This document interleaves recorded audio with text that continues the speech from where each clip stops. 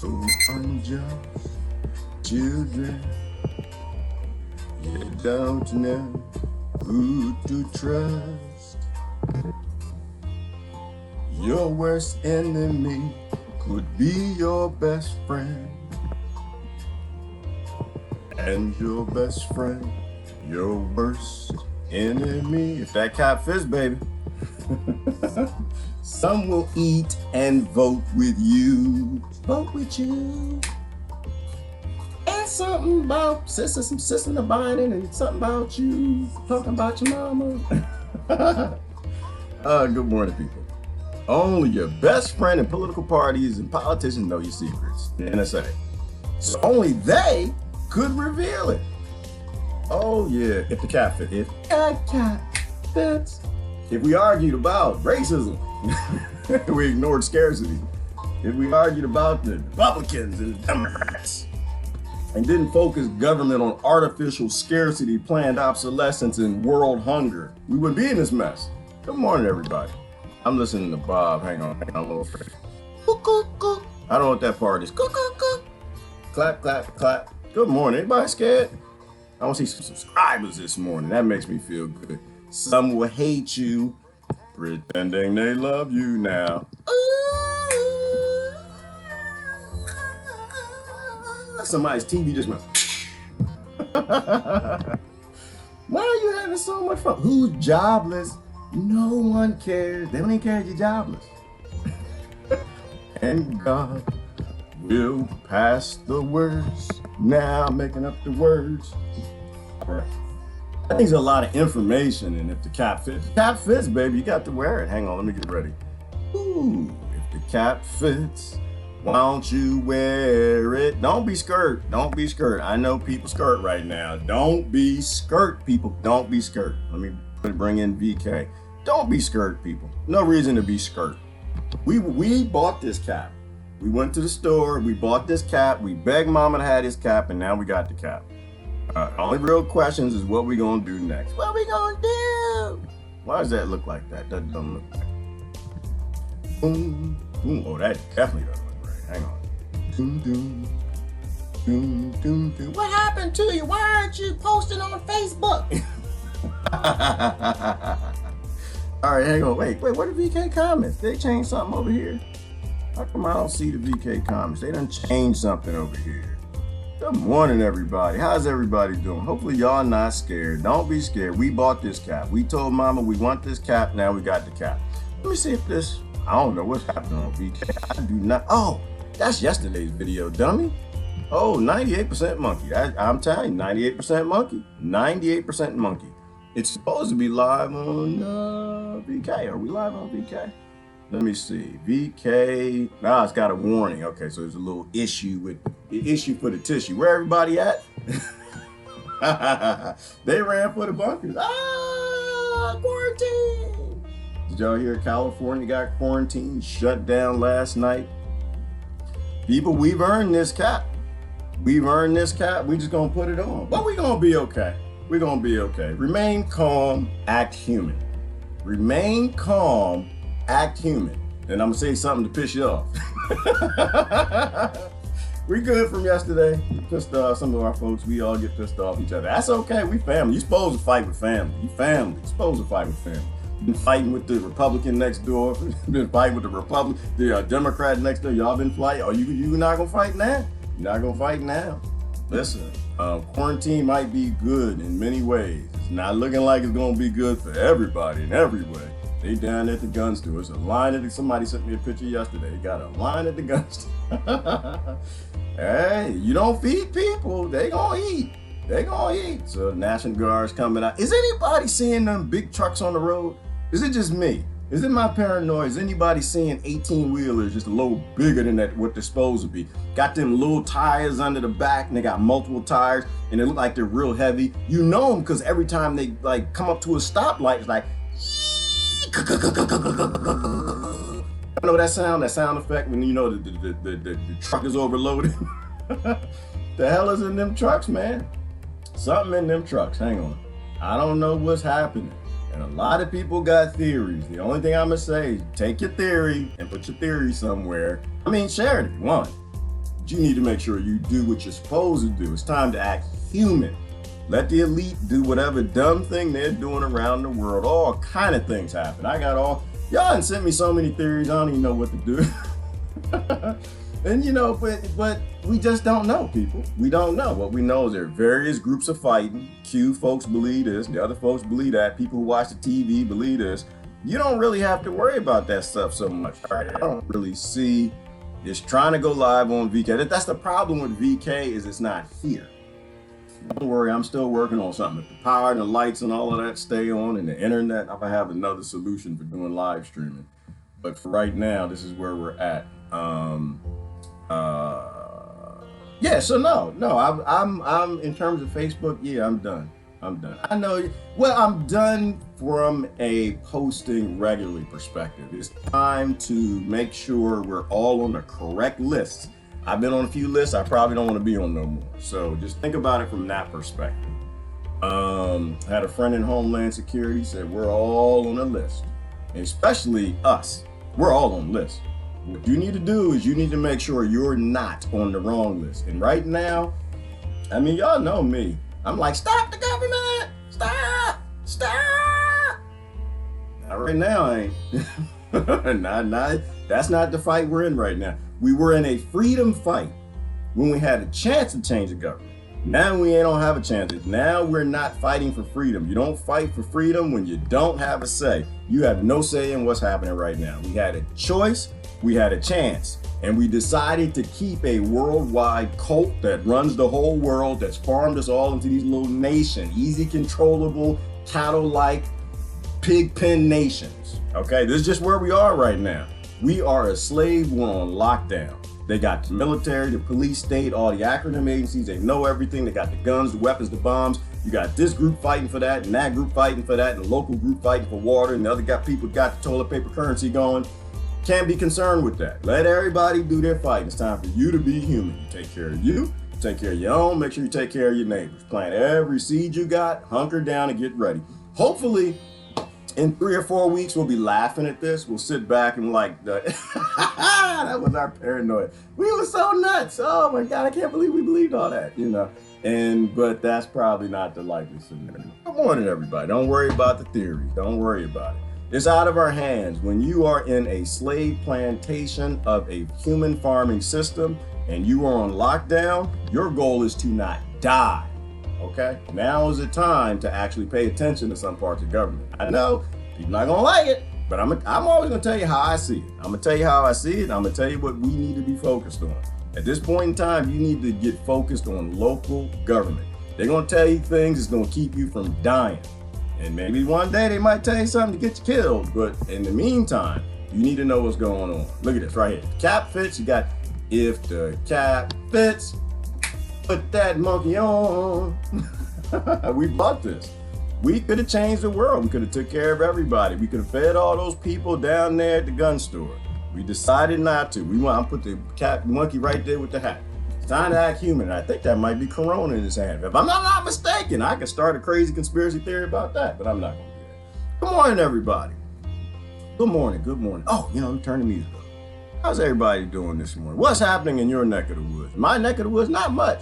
Nobody on the street, ghost town. Everyone's got their theories as to what's going on. Everybody locked in the house, which is fine. It's a house arrest. They say these the people out in the street getting arrested and people out in the street acting a fool. But where I'm at, it's pretty calm. Ain't nobody out there. I don't trust like national news anymore. I think they said California's on lockdown. The only reason I know that is because people in California told me that. I don't really care about the California news. I'm not in California. You know how I said that I don't care about Russian news. I don't care about China news. I don't care because I don't live in China. That's for those people to sort it out. When it comes down to bad times like this, no, we have to stay focused on what we can see and what we know is true. And that's only from people that you know. All right, hang on. Switch the music. Good morning, everybody. Woo! It's gonna be a rough one. Buckle down. Hold your drizzles. Hold them panty drawers, whatever you got. And if you ain't got none, hold something. Hold something. It's gonna be a rough little ride, but it's okay. Like I said, I think on the other side of that, we're gonna be fine. I don't know what's going on, VK. I don't see VK popping up yet, so we'll wait and see what happens with that. Good morning, everybody. Don't worry, be happy. If the cap fits, just wear it. Just wear it. Right now, you need to be focused on you. You need to be focused on not what the world elite are doing, not what cults at that level are fighting, not the global fight, not the national stuff, none of that. You got enough food to feed you and your neighbors for probably the next couple weeks to a couple months, then get into the drama. But not right now. Right now is not the time for drama. Right now is for accepting the fact that we are slaves, we are under house arrest, we are on lockdown. Get that app and listen to your local government. What is that app called? Hang on. Somebody sent them to me. I got it this morning. There's an app that allows you to hear from local things that happen. You can tell what's happening at the local level. You will never know what's happening at the national level. It's called Smart News. Anybody use that app? It's called Smart News. Go download Smart News, as long as we still got a connection, and it'll link you through GPS to what's happening locally, directly in your town, your neighborhood. And there's another good app somebody mentioned. I forgot the name of it. Download that too. You need to know what's happening locally. You're a slave, you're on lockdown, you're on the farm. Don't worry about the farm bill. See what I'm saying? Don't worry about the agricultural bill. Don't worry about that. You can only control your own little sphere. Whatever happens on the other side of this, you want to try to be here. That's what you want to do. You want to try to be here for whatever that is. Good morning. Good morning, Christine. Good morning, Susan and Lori. Shared and invited. Thank you this morning. Thank you. Scared is no fun. No, it's no fun, Lori, and it creates stress. It debilitates your immune system, and it makes other people around you stressed too. Don't stress other people out. You stress other people out, you're gonna get stressed. And it increases the stress, and it ends up in this stress apocalypse. And one is not no fun, but you also get a lot of people hurt, killed, and not focus on what they need to. Right now, it's time for building community, getting to know your neighbors, doing very smart things, putting every seed in the ground, focusing on if you lost your job. They're saying joblessness is rampant. Okay, so what you gonna do next? I get that. You lost your job, that sucks. The company's having trouble, that sucks. You might have to shut down, that sucks. All of that sucks. But focus on what do you do next. All right. I don't want to talk about the cuckoo virus. I don't really care about the cuckoo virus. All the theories are good, but it doesn't matter now. What matters now is who's directly around you. You need to go knock on your neighbor's doors. You need to find out what they're doing. If they're okay. You okay? All right. If you need me, listen, baby, I'm right down the street. Just come knock on my door, whatever. Give me a call. I'm here for you, right? I've got this, and if you need this, let's work together, right? That's what you need. That's what's going to keep people safe, is working together as a group. Not being scared, being grown up. It's time to grow up. That's where we are. It's time to grow up. Oh, the sound cut out? Okay. Well, it's time to grow up. We acted like children for too long. It's not time to fight white privilege. It's not time to fight, the silly fights. It's not time to fight the immigrants. It's not time for that. The immigrants know how to grow food. You may not want to kick them out just yet. You may want to hold on a second. Now's the time to grow food. We don't know how long a shutdown or quarantine is going to last. Right? So where are you going to get food from when the grocery store runs out? Well, Jeff Bezos is going to keep it coming in. Do you really want to depend on Jeff Bezos? All right. Well, my government's going to, yeah. Okay. Guess who got us in this spot? I know, but you just said listen to government. I said listen to local government. These people will not get you killed. You need to know the rules and the laws of what you can and cannot do. You need to know who they're going to let on the road, right? So they've locked down California, and I suspect it's going to be the same way it is in overseas in Europe, where you'll be able to apply to figure out who can be on the road. If you're a nurse, like I think Lori and a few others, you got to get on the road. Then you carry your badge with you, carry like your mail with you, carry things to show that you are who you say you are, and that is your address, because the police will be checking that. You're going from this location to this location. Not supposed to be on the road, but you had to get here because this is important. I got to get to my mama's house. She's having trouble or whatever, and I got to get there. Appeal to the police. I don't have to tell that to women because they know how that works. Men, we got trouble. Carry your mail with you. And when you get to mama's house to give her some food or water or whatever, make sure you, again, don't carry the germs and get a piece of her mail. So you can show this is where she lives, this is where I live, I'm going in between. Because everything now is common sense. Everything now is about being wise and trying to work with the government we have in place. All right, we've already put in place. There's no reason to argue about that. There's no reason to fuss and fight with other people no more. Right? I personally didn't think the system should stay. Other people wanted the system to stay, and they thought the different aspects of the system should stay. We got that system. All right. So now we're not fighting for freedom and justice and democracy and all of that silliness. Right now, we are focusing on getting through this time with the people around us, being human. All right. That's my point. And I'm sitting in front of this skipped lake because we are where we are, largely because of technology and our apathy.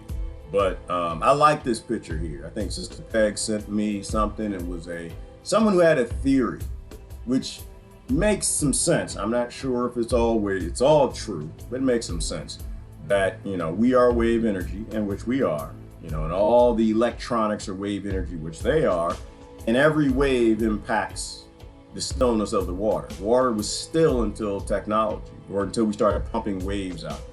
A lot of my friends think that a lot of this has to do with 5G. I think there's a link. I, in general, will say it's definitely all the diseases we have, the modern plague time we're in, most of it is coming from technology, right? It's interfering with us. Every little drop. Y'all remember when you were a kid, used to skip rocks across the water? Some of y'all still do it.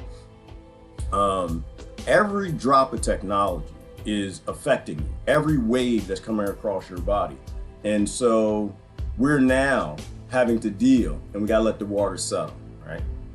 Government is a thing too, right? Because they took your rights, they took your ability to grow food, they took your ability to plant seeds in your yard, they took your ability to, because it brings mammals to the community. They're not gonna say that no more. Okay, they're not gonna say, they're ripping all that stuff down. You start planting your food. But all of this created ripples, and right now we're kind of in the ocean.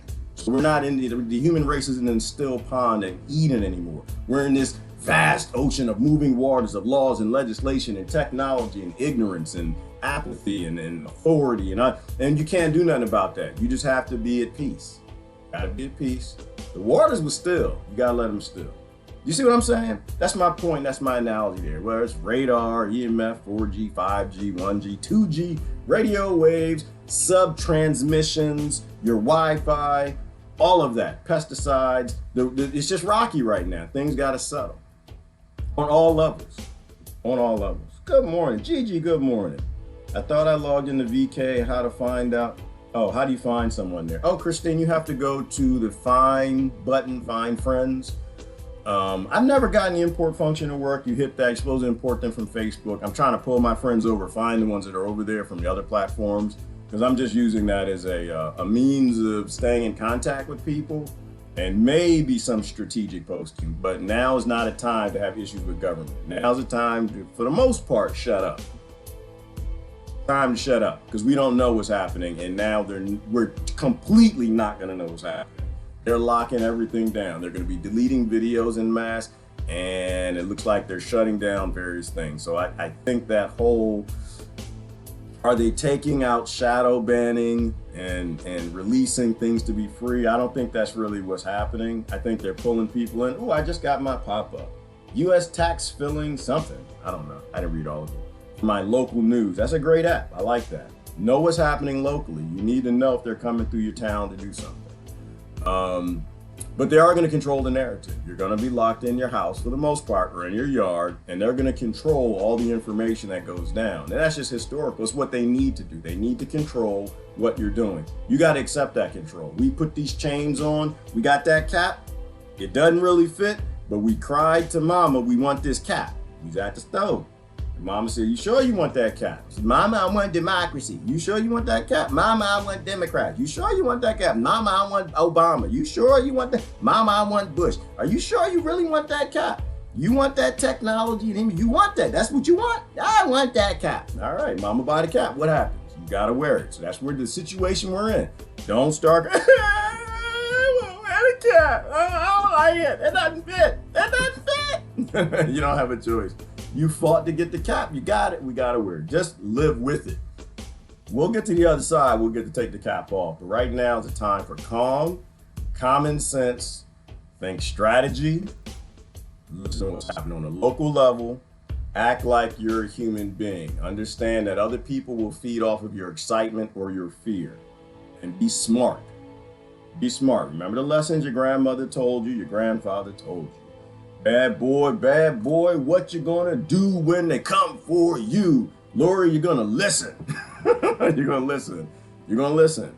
In every situation, you gotta make your own decisions and kind of figure out what you're gonna do. Now's that time. Now's not the time to say, what would I be told to do by someone in government or someone in a stable time? You gotta be smart. In general, person with the gun show up, you want to listen to the person with the gun. That's a good idea. Unless that doesn't fit with what you need to do, then I guess you got to do what you got to do. But remember, there will be consequences and repercussions for everything. You know, you think law enforcement was bad back then, they're not going to have a whole lot of time to play with you now. People are at the gun stores, a line around. And the sick thing about it, my city, not really sick. Well, it's sick at the root. It's not sick that people want to get guns now. It's sick at the root because we allowed a society to be created that we knew eventually was going to collapse in a time where people needed guns. That was stupid. That was the sickness. But they're going to get it. But the sick thing about here is, or not too far from here, is it's a gun store in neighborhoods that have like various gun stores. If your gun store in your neighborhood has a line around the block, that means all the gun stores in your neighborhoods have lines around the block. Hungry people will do what they need for food. You can't be worried about that. You can't be worried about that. You need to make sure you can take care of who you need to take care of, and those people will take care of you. Good morning. Good morning, Gene. Woke up with a sore throat and extremely fatigued. I might have the stupid virus. Dad, you know what, Ivana, you don't have the virus. Don't speak that over you. You do not. You don't. First of all, almost nobody dies from that virus. That's number one. Number two, don't speak that over yourself. Hell no. I had a sore throat a long time ago. I had a sore throat a week ago. Oh, I might have the virus. But I remembered, oh no, damn it, that's right. I remember I was in the basement doing some stupid stuff and I didn't have my mask on and I was breathing in probably mold and sawdust and everything else. You're young, you're healthy, and you're strong. Don't speak any negativity over yourself. Most people who get it will never even know they got it. None of this is about the virus. None of it. There's something going on and nobody knows. What you need to focus on, we're in flu season. You're locked up at your house. You need to do what you can do to take care of the people around you and yourself. That's it. The most important person in the room right now, Ivana, and everybody else is everybody else. That's the most important person in the room, not yourself. We lived in a time where we were all focused on ourselves. Now we need to be focused on the community, everybody else. No matter what happens, doesn't really matter what happens. Focus on everybody else, whether it's the next generation or the people around you. Prioritize them and you'll get prioritized.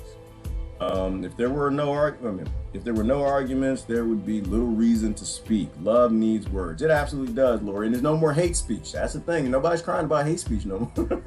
Which is a good thing. There's no such thing as hate speech. It's people who are speaking. Listen. Lori, you know what? You know me. I don't like no hate speech. I think there should be free speech everywhere. Absolutely. Oh, I'm going to show you this meme. There's a great little meme. I think I put it on VK. There's no hate speech. There's no such thing as hate speech. There needs to be free speech. And at the other side of it, there's going to be a whole lot of speaking. There's going to be a whole lot of speaking here real soon. And we should have been listening. But a lot of that had to do with the fact that I thought I posted on VK. I didn't. We thought it was a good idea to silence people. Now we got to pay that price. The perfect world, you wouldn't have any blocking or censoring of anybody saying anything. Like in a perfect world, I want everybody to say everything. I want a social media where everybody, I think the Ku Klux Klan needs a group. I think the the skinheads, they need a group. I think the white nationalists, they need groups. They need to talk and it needs to be public. I think the Bloods and the Crips and the Triads and the MS-13 and anybody, they all should have groups. The Black Panthers, they all should have public groups. And they should be allowed to say everything they want to say for a couple reasons. One, I need to know the illness in my society. which is why I got a further ban on Facebook yesterday. I was watching Del Bigtree, and I just said, well, most of America is mentally ill. They call that hate speech. I'm like, no, that is an actual statistic. If you listen to neuroscience, most people have mental illness in this country, you idiots. But, you know, but if you had hate speech, you would know. If you had full speech, you would know what's really happening in the world. As an adult, adults like to know everything. We need to know. We need to know everything so we can make good decisions. Like even all the little pedophiles and the people, they need to speak. We need to know who's sick. We need the neuroscience and we need the psychologist to see them. We damn sure need the sheriff to see them and local police. Because right now, because they're quiet on the dark web, the black web, the Negro, whatever y'all call that thing where y'all go to, the only one who can see them is the NSA. And the NSA ain't really on your side. There's an organization. Once again, they got spreadsheets above the supervisor level. You got low-level people who are doing good things, but the initiative is not that. We need to know everything in the public domain so we can make good decisions as adults and let the little 5-year-olds who don't want to see things go live in their own little caves. But you can't change the world if you can't see anything. So absolutely. And let your neighbors speak. Imagine if you had free speech in your neighborhood, you listen to everybody, they listen to you. Good things might happen. But when you start silencing free speech, then you got that pedophile in your neighborhood that you don't know about. And me personally, I want the police in my neighborhood to know who all the sick people are, all the pedophiles, right? You know, and so there are people who are really mentally ill who do really horrible things. And if we at the lower level knew who they were, that could get fixed. That could get helped. That could be prevented. But instead they push people into obscurity, into darkness, and they do their craft in the darkness. Yes, spring started today. Let it spring into our hearts. It's amazing, Christine. It's gonna be 80 degrees out here.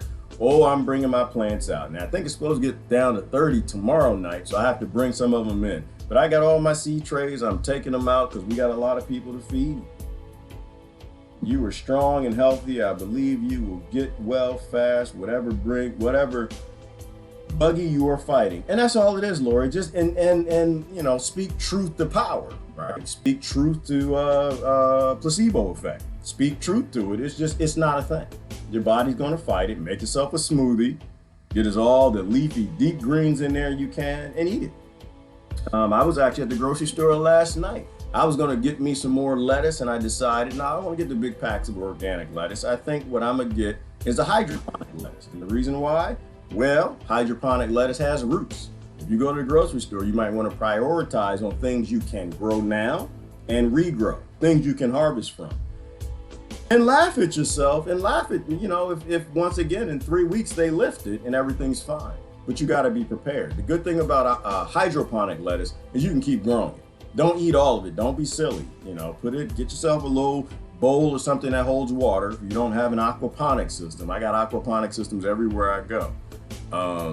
And put the roots in there. And when it's time to eat, if you get like 10 of them, then you just take a leaf every time you need to eat something. One, you're getting fresh salad. You're getting a leaf that's freshly picked in your salad or your smoothie that's going to boost your immune system with all the natural compounds and enzymes and everything that needs to have in it. And two, you're not killing the whole plant. You see what I'm saying? The power of that? And so now you're just taking a leaf a day and the plant's regrowing the leaves, right? Get yourself some carrots. Get yourself some, because carrots, they last a long time. You can munch on them as long as you want. Get yourself some Chinese cabbage. Get yourself some leeks and green onions. You preserve the bottom. You can see the root system when you're buying. Some of them you can't. Just cut the top of them, eat the top, and put the bottom in the water. Like there are a lot of these videos. In fact, memes all over Facebook. You can see all the plants you regrow, your potatoes, things like that. Focus on those things because it is springtime. We should be growing. We should be growing things whether it's an apocalypse or not. Right? Quarantine has nothing to do with. This is what I'm saying. None of the conspiracy theories, none of the global cult conspiracies have anything to do. Just remember this: living on Earth is a conspiracy. Okay? Living here alone is a conspiracy. We want this water to still out, but we got people throwing pebbles in there. You got that pharmaceutical industry, chemical industry, government. The people down the street, everybody's thrown. I got all these waves going through you. You just got to remain calm, and the water eventually will calm down. But yeah, you'll get better. You will definitely get better. I've already spoken that over you, so it doesn't matter what you think now. We spoke it over you. Lori done spoke it over you. And don't tell nobody. don't post that online ever again. Don't ever know you think you're sick. Keep that to yourself. All Americans everywhere out here. Keep that to yourself. When people, there's nothing more dangerous on this planet than scared people. And they're still ramping up that fear on the cuckoo flu. So if you think you're sick, take care of it. Now, if you get hot and sweaty and like you know your body's not fighting it, then you're going to have to make that phone call. And who knows what's going to happen to you at that point. But this is where we are. Survival will be the big thing. It's always been the big thing, hasn't it, Christine? It's never stopped. They just called us crazy. They're not crazy now. Not crazy now. I'm not going to say I told you so, but my phone ringing off the hook. My phone is being texted and ringing off the hook. People I ain't know, Christine ain't seen in a minute, don't never heard from, nothing, nothing. My birthday, no, nope, not Christmas, nothing, nope, nothing. Won't return my texts or phone calls. Nope. Yeah, calling now. How do I grow this? What should I plant? What should I do? What's really going on? What's that? You know what? I just tell people, just keep calm. Keep calm. I don't hold a grudge. There's no reason to hold grudges against people. Always help people who come to your door. Always act human. I tell everybody everything I know. Well, it's easy to grow food if you know what to grow. If you don't know what to grow, then you got a problem. If you know what to grow, if you know what grows in your area well, you're good to go. But your first step, if we can talk about prepping for a minute, which is what all your grandparents did, is they knew what grew in their area. They knew what was prolific. They knew the lettuces that would just repropagate themselves every year by themselves. That's what you need in your front yard. You don't need no grass. You need to go and get rid of that grass. You know, it's better that people laugh at us down the road than not be prepared. You want to start planting those plantains and the dandelions. You want to look up how to make dandelion tea. You want to know how to dry stevia. You want to know how to take care of those things. But what grows prolific and perennial? Then you want to grow the stuff that's super easy. Super easy. I tell everybody, plant yourself some cucumbers, plant yourself some peppers and tomatoes. You're gonna have your best success. Potatoes too. You'll have your best success. You put those in the ground, and they pretty much grow themselves. You know, if you're trying to grow a lot because you don't have food and you're scared, then you need to start with lettuce. You can start with things that have a very short harvest time. I tell everybody that. My phone is ringing off the hook. I'm like, yeah, I hadn't told you, did you? What happened to those seeds I gave you at Christmas? They say, what seeds? Remember, I had a Christmas like 3 years ago. All my friends got prepper kits. Every last one of them. They got game boards in case the power goes out. They all got seed packs. They had instructions. Put this in your refrigerator and forget about it. They all got the wind-up light. Remember the wind-up light where you take the flashlight, you wind and you have light. They all got that. It's got a little radio on it. I gave them all prepper kits. And don't none of them know where it's at. They probably threw it in the trash. They probably took it to the flea market. Yeah, I did the best I could. That's all I can do. Every generation has people who are skittish of the authorities and the elites, and that's who I am. You know, but you want to grow the things that are easy to grow. You got yourself some wood chips. You need to get your wood chips out there. You got too many trees in your yard? It's time to start taking the trees down. I know you can't hear it, but I hear chainsaws going in the distance. That's somebody who done figured it out. Most of your food comes from full sun. You need full sun. It's time to take down the pretty trees. It's not pretty time. What's ever on the other side of this is not a stable economy. It's going to be a rough economy. You want to make sure you have your food. There may not be food coming into your country, right? This is the danger of building a completely unsustainable system because we're lazy. That's the danger. Right? America gets most of its pharmaceuticals from overseas. Why? Because we let the pharmaceutical industries send all their manufacturing to India and China. And guess what China's doing? China ain't stupid. China keeping them drugs, man. China ain't sending them drugs in. No, we got a border lockdown. You're not getting your drugs. Guess where most of our tomatoes and peppers come from? Mexico, Canada. And they got a lockdown. Canada got a close sign on it. Mexico ain't nobody. Y'all ain't want them to come in. No, we don't like no immigrants. Why they going sit nothing in that? These are the people that we should have been working with from the very beginning, right? As Dave Chappelle said, you think Americans gonna pick their strawberries? No, they'll sit there and clap, yell, and scream and cheer on a speech. They ain't gonna pick their damn strawberries in that hot sun like a slave, but now you are. Look at that. And the only people out here working, I see, are the immigrants. Beautiful people. What beautiful people who came from countries we destroyed, and they have enough patience and calmness to come to our country and work for the people under the government that blew up their nations and put the war on drugs down there and destabilize their communities. They do what they have to do. Beautiful people. And they're out there working. Americans hiding in their houses on the internet. They're out there cultivating. My only problem is y'all got them putting bushes in. You don't need no boxwood. You can't eat a boxwood. You don't need them, the maple, let them keep the maple, because you can tap that maple, get maple out of it. You need to make friends of certain people who are capable, right? You need to lay down your sword if you are capable, you need to open up. I send people things to let them know I'm still here. I know you upset with me. I'm upset with you. I'm a crazy conspiracy theory and survivalist. But now we need to talk, right? Because that's what we need to do. They did not lock it down for trade. Oh, well, citizen debt. Yeah, that's what they say. That's what they say. The dollar has no value.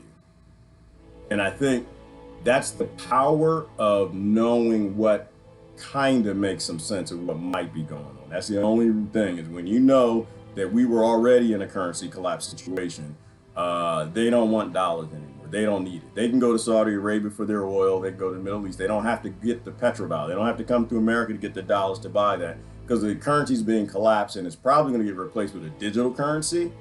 So they don't really care nothing about that. What they care about is they got the medicine in their own country. They can sell it to somebody else for cheaper, right? It's like, well, those are our plants. Our plants are in China. It's all about physicality and borders and the billionaires that own the companies. They don't make that money, and it does not have to get sold to America. So people need to start looking up medicinals, herbals. Now's a good time to go out there and start downloading PDFs on your phone. And once again, if everything's fine in a few weeks, well, guess what? You learn some things, right? What can you use as an antibiotic? What can you use to kill bugs on your plant? I personally like mint. I like spearmint. Every bug on the planet hates some spearmint. And so what you want to have is some spearmint. You want to grow mint. Mint's going to keep coming back and back and back and back. You can eat mint. You can make teas out of mint. You can put mint in things that you don't want to eat to make it taste better. You can make lotion with mint. It's an essential oil. You can make easy essential oils with mint. That's what I've been experimenting for the last 6 months. Is making essential oils from the mint I've dried. So you want to look up your herbalism. If you have a chronic condition and you need the drugs, my heart goes out to you.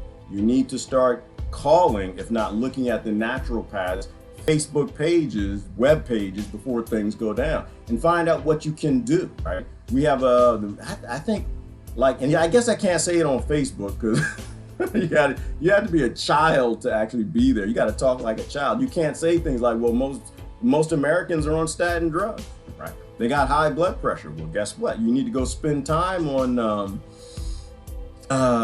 goodness gracious. I mention the book all the time. The two doctors who wrote the book, The Cholesterol Myth. You need to go and find out what that is and find out what they know. Why do you have diabetes? Why do you have cardiovascular disease and statin drugs? And you need to start weaning yourself off. You need to talk, but with a naturopathic certified doctor who you need to be on the phone with. You can't just stop taking statin drugs. A lot of these drugs are very powerful, and they shut down how your body works, like through your liver and different things. A lot of the chemotherapy drugs, you can't just stop taking them. You'll kill yourself. You'll kill yourself. There's a reason why I caution people about getting on this nonsense. You go to your doctor, you find out what's wrong with you, and then you go to your naturopathic doctor and see if there's a natural, sustainable way you can deal with it, And if it's eating things like, they noticed cardiovascular disease actually went down with apples. That was a study that was read by Dr. Greger, if I'm not mistaken, right? Because they realized that diabetes comes from sugar, and so does cardiovascular disease. Like, that's why you have these strokes and things, it's the sugar. And they say, yeah, so we need to stop eating all sugars. No, you just need to stop eating manufactured sugar. Right? They say, well, that's not true, because if you eat the fruits, and then you're going to have the sugars too. No, there's a difference between real sugar that your body needs and what comes out of these factories. And the study showed the more apples they ate, the lower their blood pressure went. They expected it to go up, but it went down. And these are places that you need to spend. You need to look at your chronic conditions and start weaning yourself with a naturopathic doctor off of all the sustainable things. Because this big synthetic drug industry, this was a wave. This is one of the rocks that somebody threw in our pond. And it sent that wave all throughout, and you got caught up in the wave. Now it's time to make everything in your life more sustainable. From your water to everything else. Start downloading videos. You know, there are ways you can go out. Well, actually, it doesn't even matter. Now you can download videos directly from YouTube. That's what you should be doing. Everybody's a prepper right now. Everybody is literally a prepper, like your grandmother told you. And bees and flowers and mint. Mint is a win-win-win. Oh, it is a win-win-win-win-win, Susan. But where I messed up, I planted too many flowers this year. I was loving the pollinators. I got tons of zinnias and marigolds and everything. But right now, I'm like, all right, that's it, Gerard. You're being stupid now. I was picking all the prettiest ones still. It's like, I want to grow this one and the new one. Oh, look at that. And I was like, nope. Everything right now is herbs and seeds. You need to make a deal with if you're paying rent with your landlord, you need to make a deal with them. I will grow your food if you let me stay in your house. Start making deals. Now, mind you, I think most people aren't gonna want to leave anyway if they come knocking on the door. And I think most landlords with half a heart will do what the banks are doing, which they're like suspending the mortgage loans for something like 90 days? Something like that. That's how you know you got a good bank. That's how you know you got a good mortgage company. That's how you know you got a good landlord. But you also want to make that step yourself and say, hey, listen, got all this land. In fact, you got some other land? Because I'll do the work for you, right? And you go ahead and get your seeds, get your tomatoes, you need posts. That's another thing. Go look online, learn how to make a post so you can make a post and put up a fence. Because the deer, they're waiting to disaster capitalists too. The deer, just like the people with the toilet paper, they're just like the people, the banks and Q and the people trying to stop the sex trafficking and all the other banks who want to step in with central banking and other big families. All of the disaster capitalists all throughout. You got groundhogs in your neighborhood like, yeah, baby. You never knew I was here, did you? You thought I was cute, didn't you? I'm called a groundhog. I can't wait for you to put your garden in. That's who Susan, the first person who kicked my butt when I put my garden was the groundhogs. Oh, they couldn't wait. They saw me coming. Mama, she saw, oh, look at this dummy. Look, he done moved in. Check him out. Oh, he think he knows something, doesn't he? I got all my tomatoes and peppers and squash and got everything ready to go. Got it in the ground, some gourds and pumpkins. I got everything in the ground. Big old garden. No fence. Mom was like, oh, look at this monkey. Oh, yeah, we gonna eat good. Oh, baby, come on over here. Come on, we gonna have a whole bunch of kids. We gonna eat this monkey food. They just started, they must have been like rabbits. They're just popping them out. Lived under the house, Susan. And the rabbits too. The rabbits, you know what, the rabbits, I didn't mind so much. Because the rabbits would kind of come in and they'll nibble on a few things and walk away and like, oh, you little dumb bunny. And they still look kind of cute. They're like, just hopping away. The groundhog, no. The groundhog will ruin your garden. They don't get two dams. They thug life. They're like Democrats and Republicans. They don't get two dams. They will build a whole sustainable world and let it collapse on them and don't care. Supply chains all over the world, complete unsustainability, and don't care when something like this happens. The groundhog will go through, he will bite off the top of the tomato, he'll rip shreds in your squash before it's done, he'll eat half the cucumber and just doo-doo on the tomatoes and just walk away. Nasty little creatures. Hey, and they got their place. Everything has a place in society. Everything has a place in the ecosystem. And the groundhog's place is to make you smarter. The groundhog has a similar place to the Democrats and Republicans and politicians and politics, is to teach you how to grow. It's to evolve you, to take you forward. Remember, the yin and yang work together, baby. The hate and love. There is no good and evil. You got sustainability and unsustainability. And everything that's unsustainable is here to teach us. The question is, do you want to learn? That's the real question. You got to wear that hat. See the hat right there? That's what Bob Marley meant by that. You bought the hat, you won't have to wear it. So I wore the hat that year. But I learned the next year, Susan. And so maybe we need to talk about gardening for a little while, trying to help people get going. You know, go on, take your butt to Home Depot, get your wire fence. And I know at this point, the pickings are going to be slim. But you want to go ahead and like, do you know the pests and predators in your neighborhood? That's the first question. You need to know what's in your neighborhood. Hopefully you actually went outside and you know what outside is. You didn't go from the garage to the work and right back in the garage, and you actually know what's outside. Hopefully you know what's outside in your area. If you don't, you need to find yourself a local gardener. What we're talking about is we're not talking about what you're doing in the next 2 months in terms of eating. We're talking about if this nonsense goes beyond 2 months. And everybody I trust, because I don't trust the news and I don't trust no politicians. I trust people who I've learned and built up a trust over the last couple years who are studying what's happening. And most of them say that, yeah, this is going to be a couple month gig, right? And if food stops coming in, the food prices are guaranteed to go up. I'm not saying it's not going to be any food, but the price is going to go up. And it may not be priced in dollars. It might be priced in things that you don't want to give up if we're pushing back to a barter system. And they're already telling people to stop touching money. They're saying that the virus can be on money, you know, and that fits in with what, what's his name? David Icke, he talks about, which is they just want to take us to a digital currency. I trust them. And they all say we got a couple months to go. So you need to have at least, 2 months worth of food, at least. I probably said 6 yesterday, but I'm still thinking through some of this. I'm still paying attention and listening to my sources and listening to the sources that I can't say nothing online about because they work for the right people and I'll just say this. You need to have everything that you need to have probably today. I'm not trying to create a run on nothing. I don't have such a big following to do that. But if you live in America, you need to go ahead and make sure that you're good to go. You need to be prepared to not be leaving your house next week. That's all I'm gonna say on that. So 2 months worth of food, lots of rice, lots of oats, lots of dry goods, canned food. I grew up on canned beans. I cannot stand no damn canned beans, but it's gonna keep you alive. 2 months. Get your water. Get yourself a Brita water filter so you can filter your water at your sink or wherever you got it. If you got a stream, you can boil it and still filter it that way. Just got to make sure that you're good to go.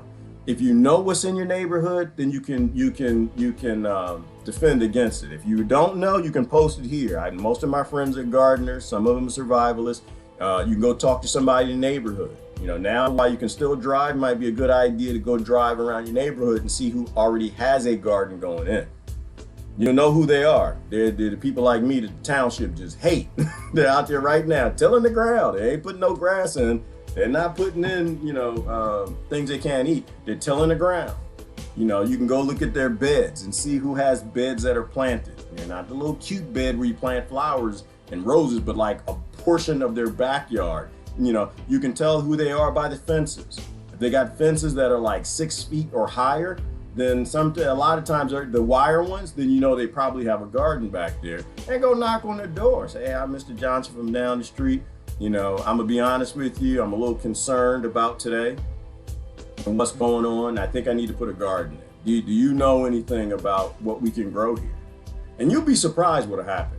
When you approach people and you humbly, you'll be surprised what they'll do for you. That person will probably say, oh, well, come on in, because that's how we are, most gardeners. Oh, no, what's it? Look, come on, let me show you what I'm doing. All right, this is what I'm doing in this area. We got these root-feeding nematodes. That's a problem. In this area, we got the Japanese beetle. They're acting up. They're going to eat your lettuce. In this area, we got aphids. We got mealy bugs. We have rabbits. We have this, so you want to do this. And this is why I said that. Because if you know all you got is rabbits, then you go to Home Depot, get that little galvanized fence, and just put it around your garden, and you're fine. Right? Understand that it's cheaply made and a lot of it comes from China. Okay. So they were hesitant. They were slow on the galvanization. So after 2 years, it's gonna eventually break down, wash off, it's gonna rust a little bit, and everything's gonna be able to eat through that fence. If you got groundhogs, you don't need the galvanized cheap stuff. The groundhogs might be able to get through that in the first year. You want to put in wire fencing. You want to put in chicken wire. You want to put something that's strong, and you can tell, you can read the label, but you can tell chicken wire because it's very strong and thick. It'll withstand. It's not going to rust and fall apart next year. It's going to last a few years. And then what you need to do is you need to go all around your garden and dig a trowel, furrow, whatever you want to call it, a trench. You want to go down about at least 8 inches. I try to get down about 12 inches and put that fence down in the ground because groundhogs can dig under things like it ain't nothing. They live underground. They're like Americans at the Walmart. You're gonna have to fight them for danishes. Groundhogs can dig. Get that fence at least if you can get a foot underground, get it a foot underground. This is what you should be doing right now, today. It's gonna be nice and warm out. And just get it all around your garden, get that fence in. You can get fence poles. You don't have to go to Home Depot. If the budget's tight, you've already spent your money, your load on getting food, then go out there and look at those trees. You gotta take the trees down because you need full sun. So what you do is go ahead and take that tree down while you can still go get an electric chainsaw. Electric is better than gas. Not in terms of productivity. You're never gonna beat a gas lawnmower. Plus, I'm a man. I know all gas is something else. All the gas, but gas you need gas for your car.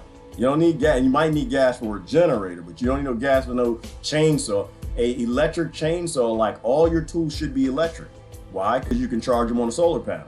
These people have been hoarding solar panels, and there's solar panels all over the country. If it really gets bad, anything that's electric is still gonna go. Anything that's gas ain't gonna go.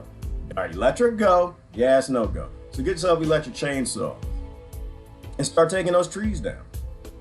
Take the post, you can make posts with the limbs. It's gonna take a little while. Watch at the Home Depot, get yourself a pruner, right? And then you can start putting up your fences. Get your garden secure based on what it is. Another thing I'll throw in there is the deer. That's another one that laughed at me. The deer fun. Oh, the deer, they didn't care. They saw me coming too. It's like, oh, look at this monkey. Oh, look, all those tomatoes are big and juicy. After I finally beat back the groundhog, all the disaster capitalists were waiting. The disaster was I moved to the neighborhood and I had no idea how to grow food because my mama came from a farm and decided she didn't want to grow nothing. She wanted to marry the cute guy and move to the city, so made me a dependent on infrastructure. And so the deer saw me coming too, like, ooh, baby, look at him. Oh, he looked extra stupid too. Look, he's tripping, falling, can't even get in the car, going to work in the morning. Oh yeah, we gonna get him. He done got these tomatoes growing big. I finally got my tomatoes like really growing big and strong because I blocked out the groundhog, put in that little fence, got the furrow in there and the fence, because a lot of your chicken wire is like 5 feet, 4 feet. And I pushed it down in the ground. I was good to go. That wasn't gonna get me. And that deer was like, you have no idea how high we can jump. Deer will out jump a 6-foot fence. All right, a 6-foot fence ain't nothing to it. The only time the deer will shy away from a 6-foot fence is if they have fawns with them. If the fawns can't jump over, then the herd doesn't like to do that because they like to stick with the fawns. But after a year, that fawn can do that jumping, 6-foot fence ain't nothing. I've seen them like just, so you got to get like an 8-foot. If you got deer, you've been feeding the deer in your neighborhood, which we appreciate and thank you. We love you for taking care of Mother Nature, but this is the apocalypse. Deer food, all right? I know you had to learn how to eat Bambi, and I'm a vegetarian. But like one of my friends said, Emmy, she said, I'm a vegetarian, but you show up, or she was a vegan back then. She said, you show up on a horse and I'm hungry. She said, I eat your horse. You gotta eat what you gotta eat. So, but before we go there, let's avoid that if we can. Let's avoid that. You need to keep your deer out. So you gotta get about an 8-foot fence. Another neat thing you can do is if you can't get an 8-foot fence, is you can actually get fishing line. So while you're out there at that Walmart, they're still open. Because the world we're going into, according to David Icke, which makes a lot of sense, is a world where you don't have small business. You don't have middle-sized business. And a lot of this is designed to just totally eradicate them from the discussion. You only have massive mega businesses. And it's easy to do because you can see what's happening right now with Bezos and Amazon, right? So he's got that 100,000 new driving team that he's hiring. And where that came from? That came from your tax dollars. That's where it came from. The government wrote him a check and you're going to pay that debt when they flip this currency. And so they want these massive corporations. What was I saying? What was the point there? What was the point about massive corporations? I don't know, the deer, you need yourself a tall fence because the deer would jump over the fence to eat your tomatoes. Jeff Bezos, big corporations. In the future, there's going to be big corporations and loans. All right, I don't know what the point was there. Anyway, so you need to start taking care of yourself. That's what you need to do. You need to start looking online at people who know what they're doing. And most of us who've done it we will be very happy to help you. Gardeners is there's something about taking care of things that make you it cultivates that love in you. When you really are like cultivating a plant and you got everything trying to eat it, it does something to you. So I think like moms probably got a little more something to them. Maybe women in general, because they used to be the care providers, and going back in ancient times. When you care for things, it makes you more of a loving person. So go and knock on the doors. Hey, listen, I need to grow some food. I need to know the predators around here. I need to know what to plant, where to plant, how to plant it. What are your secrets here? I know the climate's been changing, even though half the people say it's not, and the other people say they can stop it. I don't want to get into politics and none of that. I just need to know, what do I need to do? Well, it's been extra moist around here, and the basil's not doing so good. So you don't want to really plant Genoese basil. You want to plant Thai basil. That's something I got to do. I plant a lot of Thai basil because the Genoese basil, the sweet basil, is not doing as well, right? It can't withstand the extra moisture. There's certain apple trees that you should not grow. There are a lot of stone fruits you shouldn't grow. If you live in a cold climate, we grow stone fruits. You shouldn't grow them because things have shifted enough and this is what farmers do, right? And this is why we suck that we lost this. They knew what to plant. They didn't have to, you got a lot of extra moisture. Apples don't like that sort of thing. So you got to go out, and peaches don't like it neither. So you got to go out there and spray, iron and stuff to kill off the fungicides and things, and you're poisoning yourself while you're trying to fight the cuckoo flu and you're trying to feed your family, but you're giving them poison once again. And pesticide was another rock in the lake. Why we got all these waves destabilizing what was always stable. You want to grow things that are easy to grow, that grow themselves, because you got other things to do. You might need to be making candles. You might need to be making soap. You might need to be working with the neighbors. You might need to go to work, right? The other side of this, it might just be the food prices are ridiculous as the farmers are stepping things up in production in the United States or wherever you are to feed people. Are we going to have farmers markets anymore? Definitely, Desiree. And that's another thing, is people are going to need food. That's why I don't really have a choice. It's not my option. I don't have a choice to not plant everything I am. I have a responsibility to my entire neighborhood and everybody who I know and love. I have a responsibility to, at the local level, make sure that I can take care of as many people as possible. I'm planting everything I can, Desiree. And yes, you're going to have farmers markets, you're going to have house markets, and that's a good income for you. Like I just told them, is that, if you know your landlord and they'll allow you, talk to them about, hey, listen, I'm not working. I'm not going to have any money. No one knows how long it's going to last, while they're still empathetic. Right? Things get a little nasty later on. Somebody else might make a deal with them to grow on the land that you live on and say, listen, I don't know how to grow food. I know this brown dude on the internet. He's helping me out. He's answering my questions. He got a lot of friends. They grow a lot of food. I'm talking to them. How about if I get things planted and I pay you in food? I'll give you 25% of everything I grow just to stay here, right? You got to do things like that. If you're renting land, you don't own your land.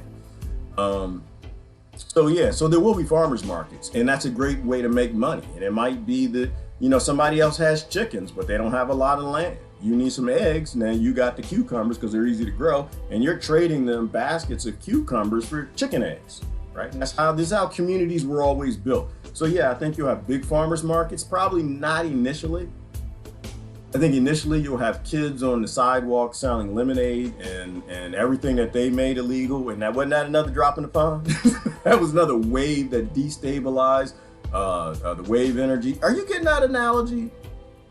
All the unsustainable things that we've done that got us to where we are today. It's important to know those things, right? Because on the other side of this, we're either going to go along with the new unsustainability matrix they have for us, or we're going to say, no, we've done that. We're not going to do that this time. We trust the Atlanteans now. We're not going to go back there. We stepped in the same pile of poo they did.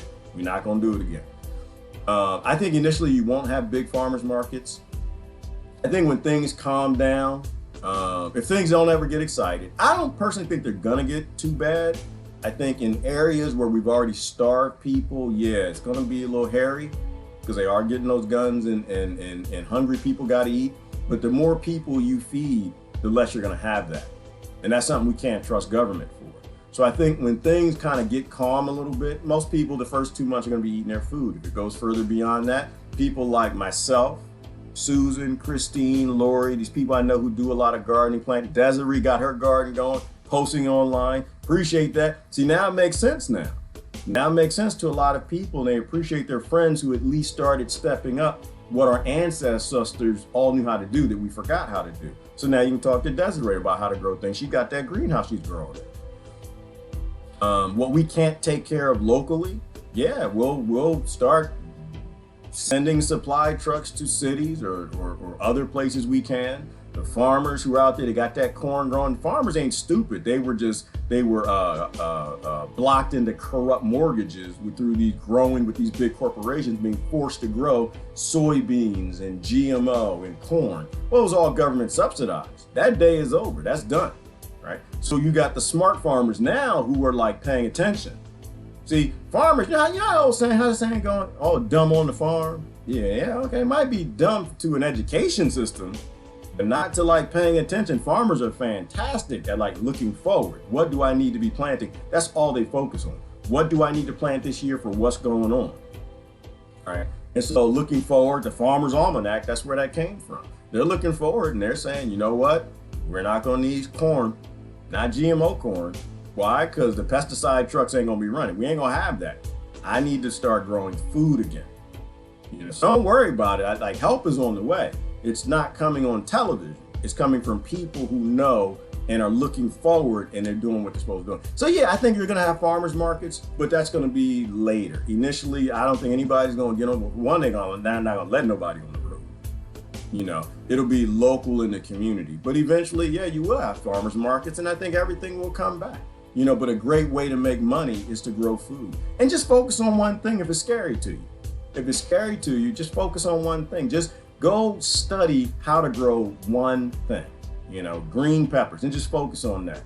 It's not great from an organic perspective. It's not great from a pest perspective. You're gonna have a lot of trouble if all you're growing is one thing, because there are no pests in nature. They're just garbage collectors. They're just coming out to eat your plants because you planted too many of one thing in an area, and you're not supposed to have that. Not in an ecosystem. You're supposed to have a food forest and biodiversity.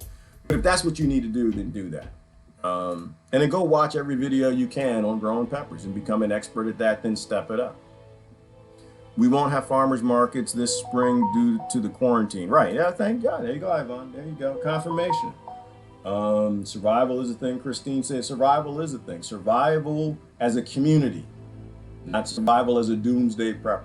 The show was fantastic. I enjoyed every single episode, but it's not survival of the arrogance, not survival of the ignorant. It's not because we survive by each other. You can have all the guns you want. You can have the deepest bunker you want. You can have all of that. If you let your neighbor starve and they know you got food, I guarantee you aren't going to make it, or you're going to be sharing your food. That's just how this works. Or you're going to be shooting an awful lot of people until your government shows up and shoots you. That was a no-win scenario to begin with. This whole building compounds and fighting for survival. It's fun to talk about it. Yeah, Gerard, you talked about that years ago. Yeah, I know, it's fun, wasn't it? Yeah, I was a child. We lived in a stable environment at that point in time for most people. That's kid talk. That's child talk. That's not the real world. The real world is you are a little pebble in this lake. You're just a little pebble.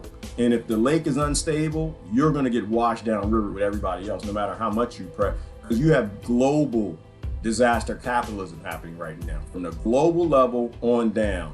Damn sure it might be above that. I hope it's the aliens.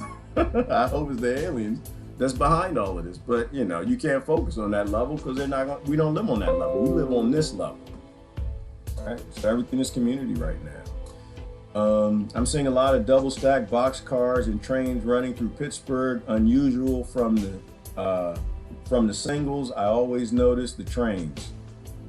I was a railroader once upon a time in my life. Thank you for that, Sandra. And so it's weird. Yeah, so things are being moved around, and let's hope it's food.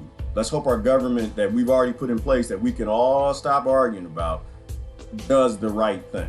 Right? Everybody thought they were doing the right thing. No reason to carry forward any angst. Let's just hope they're doing the right thing. And those trucks that I'm seeing and the trains that you're seeing are loaded up with things that help stabilize the community. That they're actually national security, which is food. right? You don't know what local security is. You don't know what national security is. Security is food. It's calm. It's not destabilizing communities so the people with the food can get to the people who need the food. And that's where I kind of started this, is now is the time to listen to your local government. They are the only people who are going to stabilize your communities. I am anti-authority. I am. That's big coming from me. But we have to be adults about this. We already lost that battle, right? We have a system that didn't give two damns about us. So now we have to work with that system because they're the only ones who are going to keep things stable. The only thing that's scary is they're also the ones who are going to capitulate to whatever power ends up in this struggle. And if you're just joining and you have no idea what we're talking about, you thought that there was a real virus. There's a real virus. It's just that once this happened, and I was actually confirming this with Brother Michael Mendoza this morning. Once this happened, you have all the disaster capitalism that jumped in. When somebody decided that, hey, listen, we're going to use a local flu, we're going to use a yearly flu to shift the world's currencies, or we're going to use this to drum up this thing with the media, which is how I think it kind of got started. It ended up in various groups jumping in and saying, okay, well, how can I capitalize on this? And so you're worried about the flu, and that's all you see on TV, and that's all you're going to see on TV. And even if that theory is incorrect, doesn't really matter. It has nothing to do with what you're supposed to do. All right, there we go. We got VK working. Bring VK back in a sec. Sorry about that, folks. I don't know where their servers are, but they're so far that it messes up the comments. All right, there we go. Brother Donnie, good morning. And Patricia's over there. I have to start work. We'll check back in a few minutes. All right, Patricia Hauser. Good thing that you're working. Okay, Jeff Berwick is his name. He lives in Acapulco. It seems really calm and nice. Okay, thank you for that update, Brother Donnie. I think he's talking to Patricia. He has a page called Dollar Vigilante. Check it out. All right, sounds good. And this is good information. When people start telling you, like, this is what we need to be doing right now. We need to be listening to each other, and someone saying, hey, I got some information for you. I got somebody you need to follow. I've got, seeds. I've got a channel you can watch. There was a channel I used to watch, which was great for growing. I'm trying to remember his name. He was a guy, he lived down south.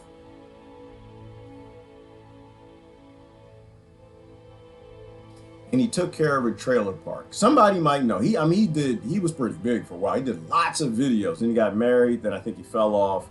No, he got divorced and had a girlfriend, and then his whole world changed. But that's just men, and that's what women do to us. So, this isn't like Trailer Park Prepper or Trailer Home Prepper. I forgot his name. Bald dude. He does a lot of great videos. He explained, and he used some pesticide to grow. He used fertilizer, I think, to grow. I wasn't excited about that, but he did. He's got tons of great videos you can watch to learn how to take care of yourself if this goes out beyond 2 months or so. Yeah, and then people are disappearing too. Donnie's talking about people being out. Yeah, people are disappearing. I've got friends are saying that their neighbors are putting out the trash, and the trash ain't supposed to be picked up till Tuesday. Because a lot of you, I don't want to say too many things. I just, if you know anybody in the National Guard, you speak with them and they'll tell you what you probably need to know. If you're going somewhere, if you think that you need to not be home, now is the time you want to start packing your bags. I don't think that that's a good idea for people. I don't think that you want to go live out in the woods right now. Only because if some of the whispering about there are people that they're looking for in the United States, that along with the disaster capitalism, you had terrorists or whoever it is that have anything. I don't know, anything from a dirty bomb to something they want to release. I don't know. I don't even know where people get the theories. But we know that this is not about the virus that isn't hardly hurt anybody unless you have a debilitated immune system. So if they are looking for people in the woods and in the mountains and whatever else, you don't want to be in the woods and in the mountains and everywhere else, because they're not sending your local police department to go get these people, right? So if somebody is in America and there's some sort of a terrorist attack or threat or whatever's going on that they can't tell us about, you don't want to be out in the woods. You want to be at home listening to your local government. You don't want to get caught up in any of that nonsense. But if you feel you gotta go, then now's the time to leave, because after this weekend you probably won't have a shot. Watch the German scientist Wolfgang Woodard on typical virus identification and importance. The virus is bunked my theory. I think, Trisha, that's what I just watched this morning. I'm not sure where he was, but he had theories about what a virus is, and he was kind of going against the mainstream narrative that viruses come from cells that are poisoned in any kind of way, whether it's chemical or wave energy or whatever. If that's the same guy talking about church, I did watch that. I'm not sure that I agree with it. It doesn't really matter what I agree with, though, in terms of where viruses come from or what they are. On my level, I just don't want to be sick. I've got a garden to grow. I've got things I got to do. So whether the doctors are right or he's right, or that school of knowledge, it doesn't really matter on my level, right? On my level, I know that the rest of the things he said was true in that video. And if y'all want a link, I'll post it. I think it was on Instagram. But the rest of the things were true, right? He basically said that, and this is where I actually got this picture from, Trish.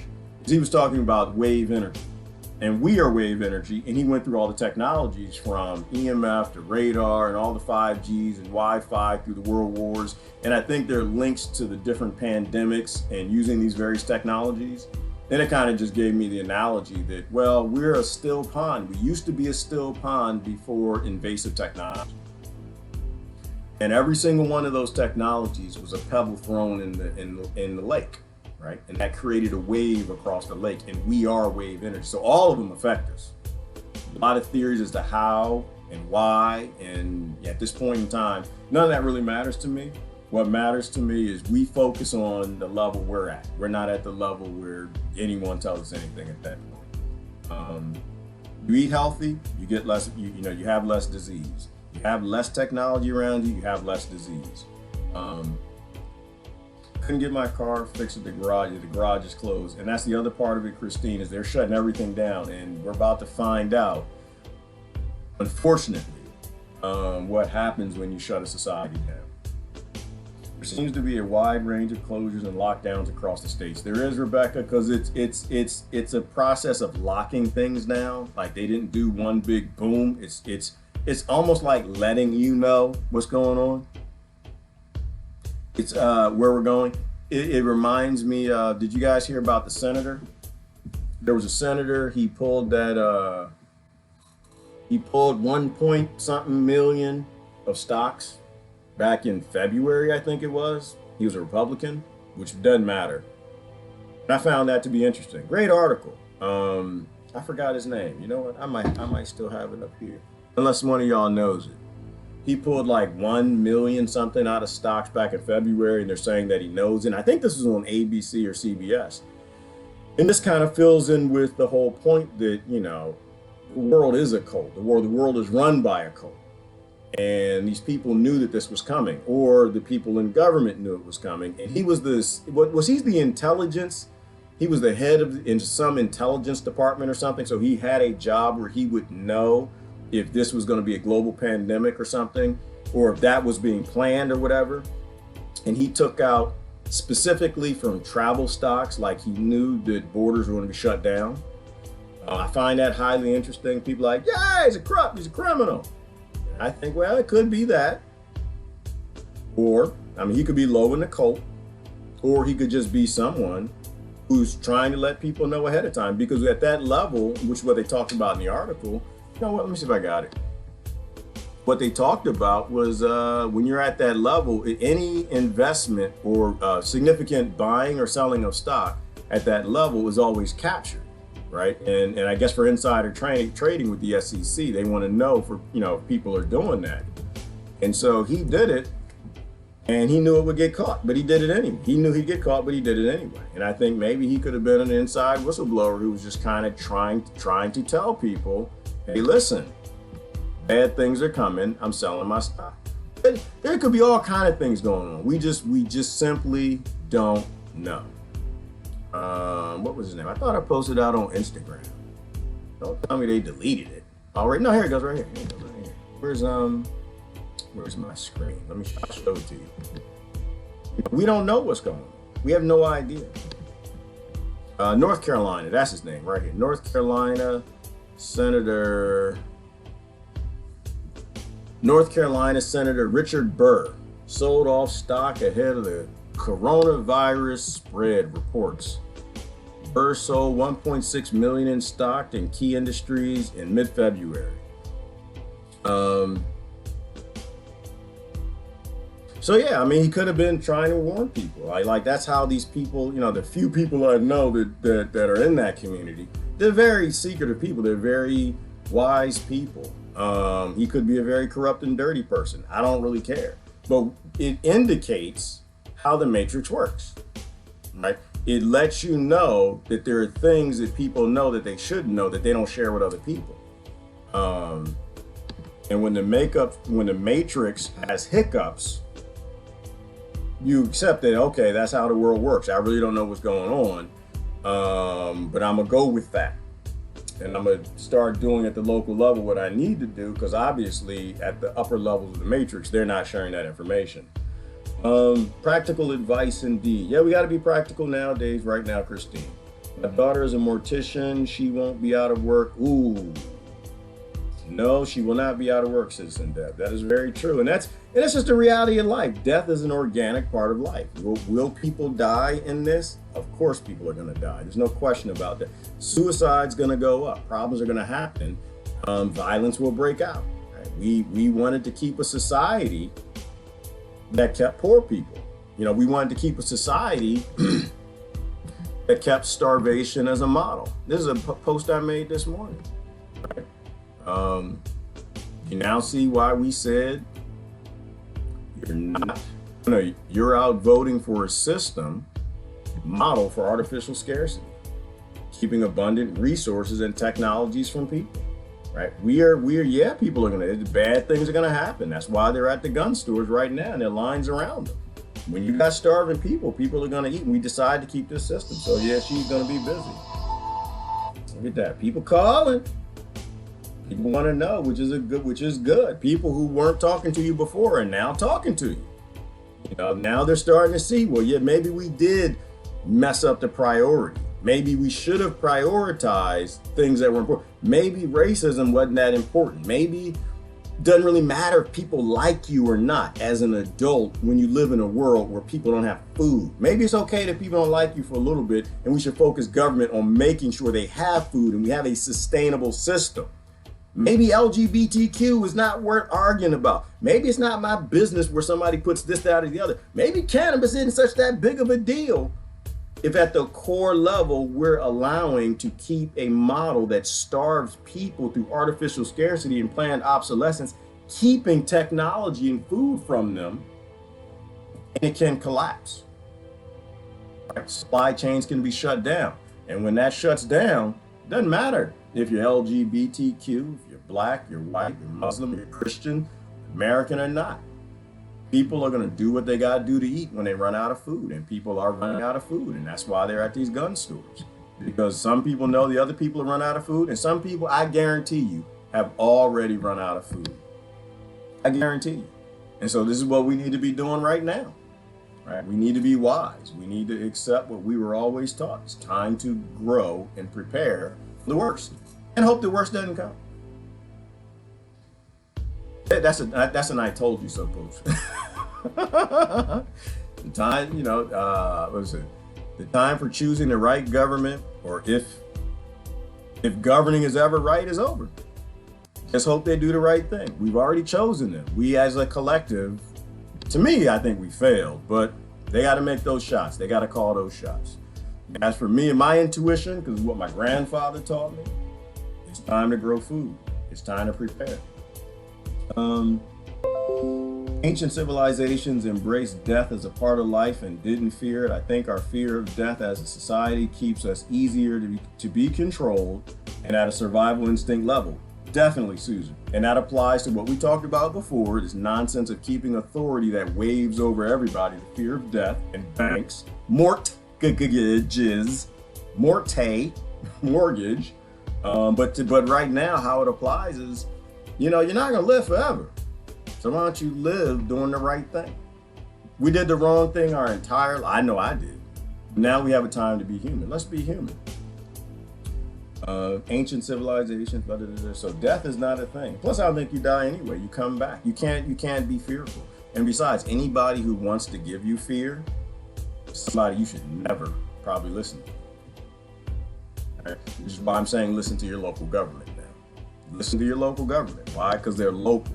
They live with you. These are people who have power to make decisions over those who are trying to stabilize your communities, because that's where they live. Right? I live in Pennsylvania. California, that didn't mean nothing to me. They can't do nothing for me. Federal government right now, they really can't do much for me. But the local government can. So this is where you want to listen. This is not the time to be anti-government. This is the time to say, we've chosen this system. Let's hope they do the right thing, but we can't focus on them. We need to do the right thing. A person on Facey, which is Facebook, Rebecca Style, had his glaucoma surgery canceled last week. He said goodbye on Facebook. His sister reported the next day that he was gone, suicide. Thank you for that, Rebecca Costello. That's why I log on to Facebook. That's why I'm not deleting my Facebook, but I'm done operating on there. We need to know the real world and what's really happening. We know suicides are going to go up because there are people who are dependent on having this society going, right? There are people who are dependent on it being sustainable, and we pretty much put unsustainability at every single level we could put it. So we know that those people are going to be expiring, and it's a damn shame. It is a damn shame. But we need to learn from the lesson. To me, Rebecca, I think of that like as war. Right? When the soldiers come back and they commit suicide. Nobody was lost not fighting for their country. Right? Nobody was lost uselessly unless we don't learn from their death. We can learn from everybody who we lose and evolve and move forward. Now we know, okay, there are people who are going to be going through massive amounts of depression now. There are people who are already in massive amounts of depression. There were people who are already starving. And so now we know that this is the big benefit of what Deborah Chandler was talking about, that we need to start going out and talking to people, the community, and finding out. Music is so important. Some people can't grow any food. Some people got them fingernails, they can't get no dirt under them. They can't put any dirt under. But some people can make music. Some people can make paintings. And this is the beautiful thing about humanity. When I'm saying be human, everybody has a passion. Everybody has a passion. And you'd be surprised what music does. Music can save somebody from committing suicide. Music can encourage somebody. Back when slavery days, people used to sing while they work, whistle while you work. You can work harder with music. Everybody contribute. That's where we got to go to. If you don't know what your passion is, okay, well, go out and learn how to can food. Do something for your community. You know how to use a hoe. Anybody can use a hoe. Clean out a garden. Anybody can do something, but everybody has to think about what they can do now to contribute to the community. Hopefully you know some things from wherever you worked and what you did to apply. But just having lights brings suicide down, right? If the lights go out, the internet goes out, people being detached from each other, it'll make people go crazy. They know that because our brains are wired for this. And these aren't people who are mentally ill. They're just people who are dependent on this lake being rough. And now the lake's going to spill out as all this technology goes away. We'll get healthier, but maybe it's like addiction, coming off of addiction. Think about it like that, where people are losing this unsustainable society and all these technologies, that people are gonna get a little loopy. I'll probably get in trouble for saying this too, but you got some cannabis seeds. Might now be a time to share. They say the police are cutting back on any arrest but murder. Right? They're going after violent people only in some areas. Guess what? I know you got laws on cannabis, and I love y'all to death, and I know you think that it's bad, and some think Christ smoked, and some this, that, and the other. It is a great way to save lives. So right now, I'm not going to tell anybody to go do it. I'm just saying everybody's got a skill set, and we need to apply that skill set to your community.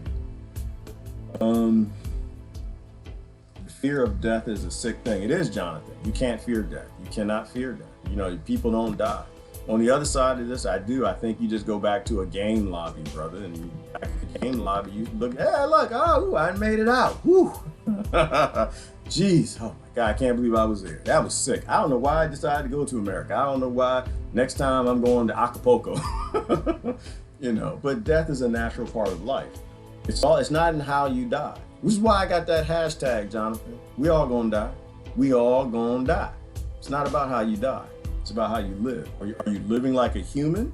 Or are you living like a little synthetic slave that's been like herded into a pen called a nation and doing everything that you're told to do by massive corporations that are unsustainable, that eventually are going to end in a collapse? Be the helper of the time.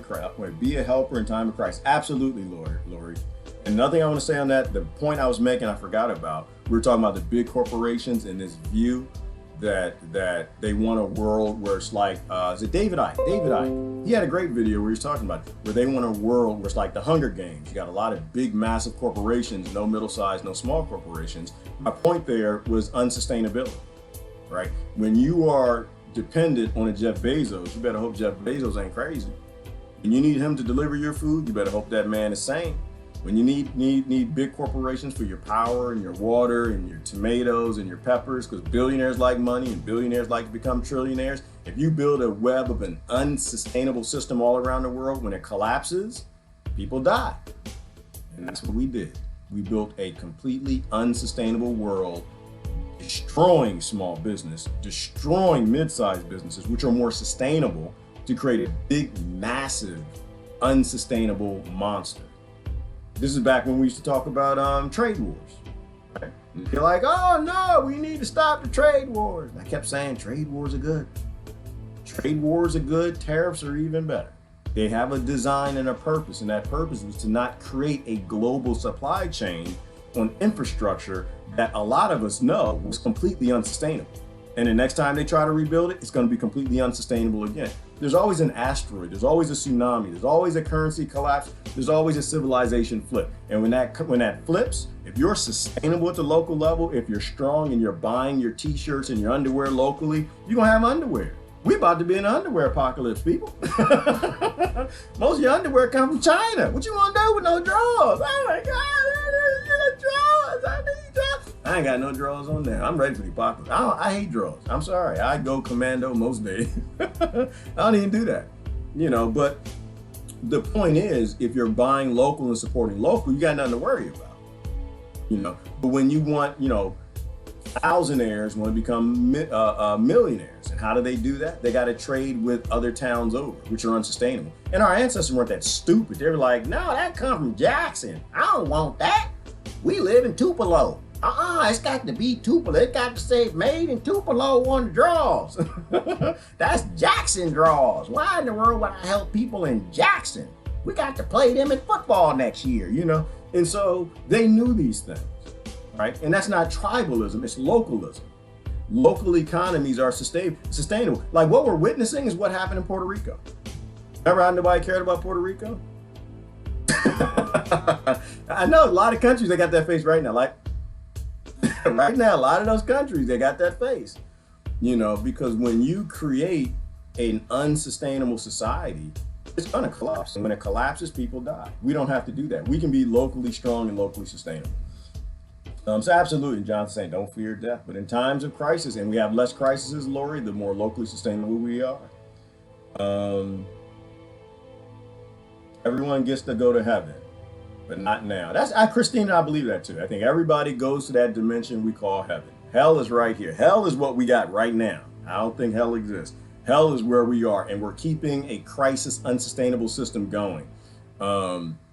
Everybody goes to heaven. All you do is go to that lobby, go to heaven, the other dimension, whatever. Go back to wave energy where you're not affected by 5Gs, 4Gs, pesticides, chemicals, ignorant government, ignorant neighbors, whatever, food scarcity. And then you come back as a baby. Spot on, Susan. Blah, blah, blah, blah. Everyone goes to heaven. Let me see. I heard one of the senators might be married to someone in New York Stock Exchange. That would make sense, Meg. At that level, they're always connected. Isn't that right? Seeing double stock railroad cars here in the Midwest too. All right, Yvonne. Well, we know what's happening. See, all of that's confirming what our friends in the National Guard are telling us. They're getting called up, and they're not getting called up for a short term. I've had multiple people tell me that. They're getting called up for a long-term deployment. You can throw that 2 weeks out the window. You can go throw that couple weeks out the window. Why? Because that's what they're prepared for. You think they would cut Jeff Bezos an untold check in hundreds of millions or billions to hire 100,000 people if they didn't expect this to go a long time? Throw out all the happy stuff. You know how the doctor said yesterday? And I think they pulled that video down.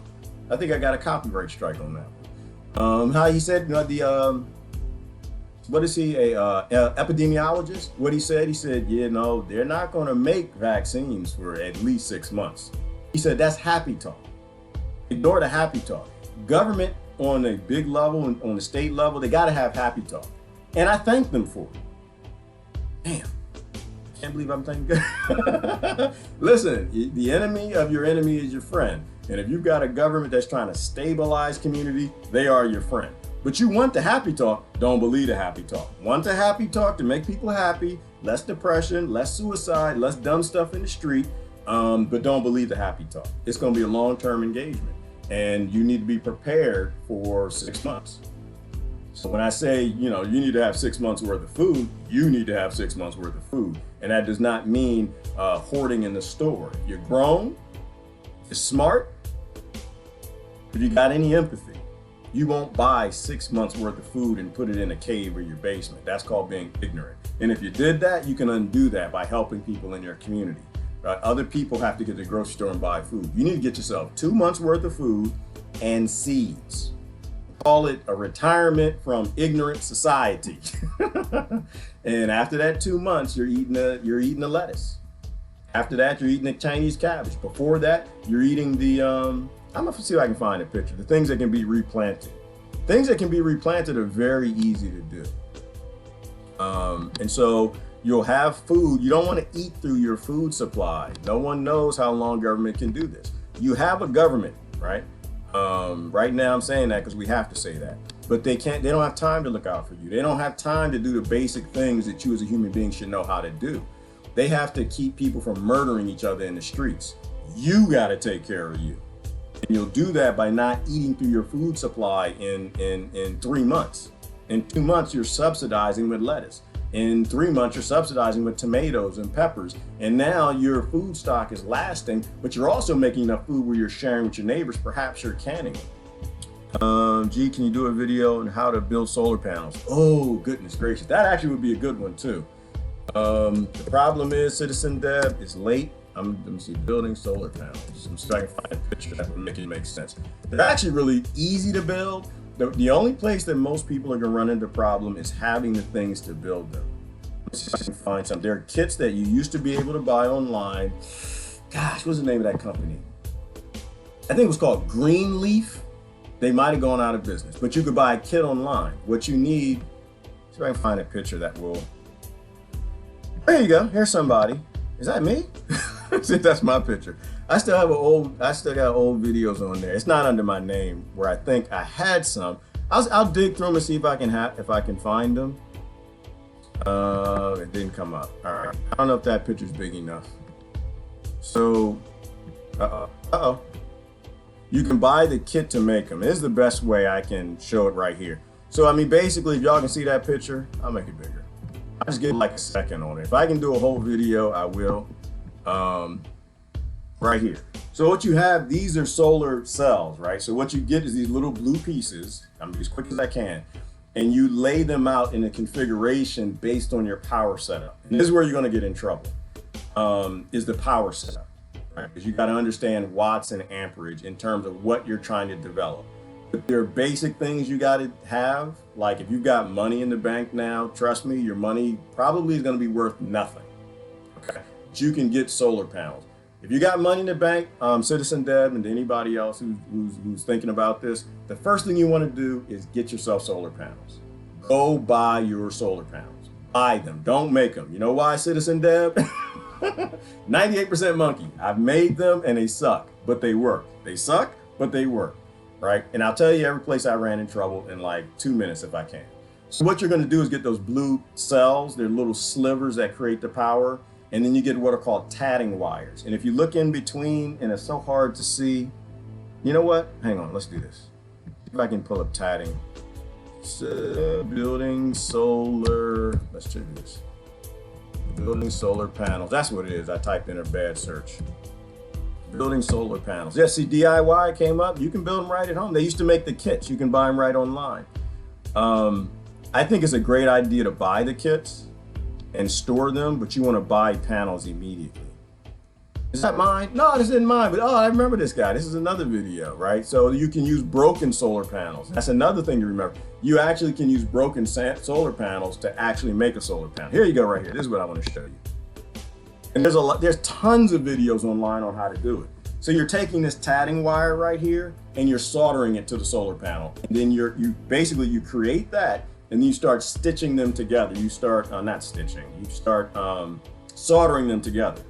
So if you're interested in making solar panels right now, while we still got banks that got money is worth in Amazon to bring it, you can buy the kit or you can buy them separately. I don't know if they still sell them. You're basically just tatting them together. So you're gonna need the tatting wires come with it. You're gonna need your welding iron, welding gun. You're gonna wanna get heads that are very specific for doing fine work.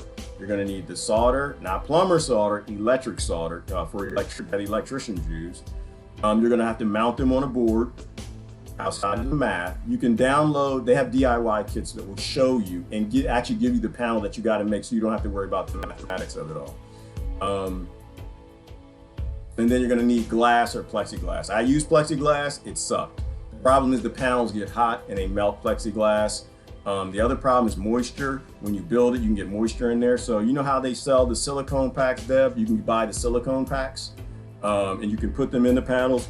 Those silicone packs dry things up. You know, when you buy something, got the silicone pack, drying things up are very important. But the key is keeping water out of your panel. That's the long-term sustainability. And then you need the epoxy.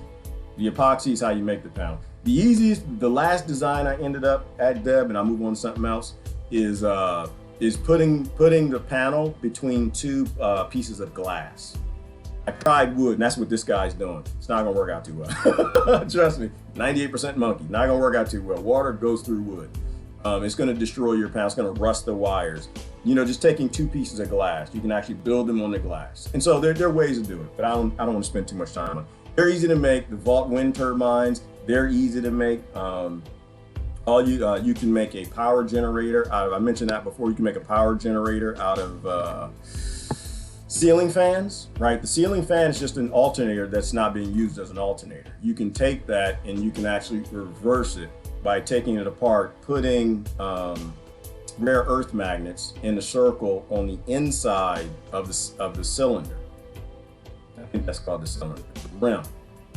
And as as it spins, the coil is going to generate electricity by spinning in close proximity to the magnet. So I'm not going to go through the details of that. That's the basis of an alternator.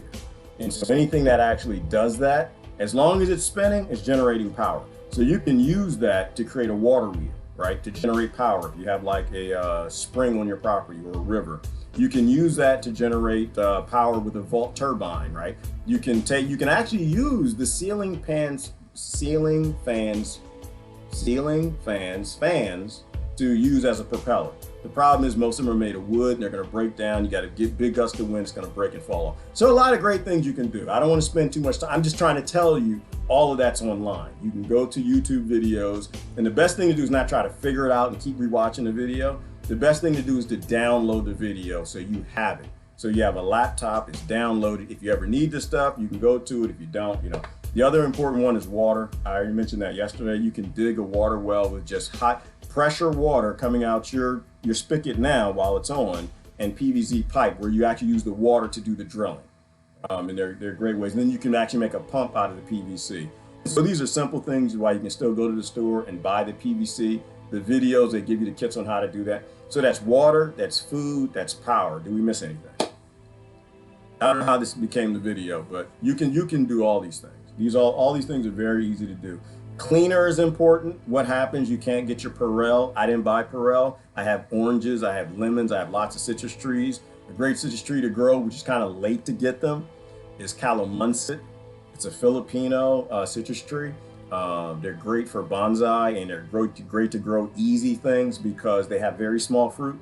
So if you're going to grow citrus for like making antibacterial for cleaning surfaces, your bathrooms, your hands, everything, you want to go get like limes, calamansi. There's hundreds of citrus fruits. You want to get the ones that have the small citrus fruit. Why? Because you're going to be pumping them off the crop.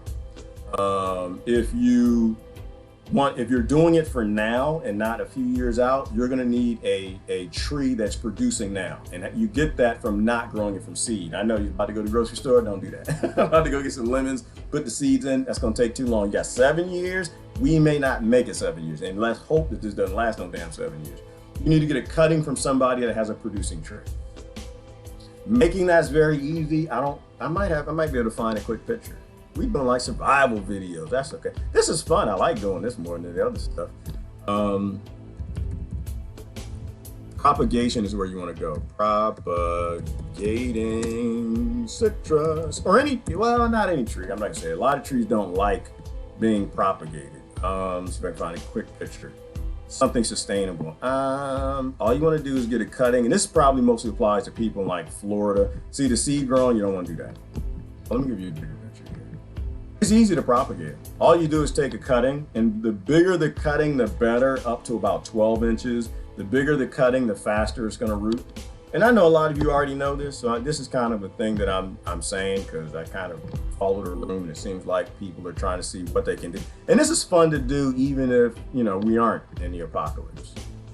Let me see if I can find a picture. Hang on, make that bigger.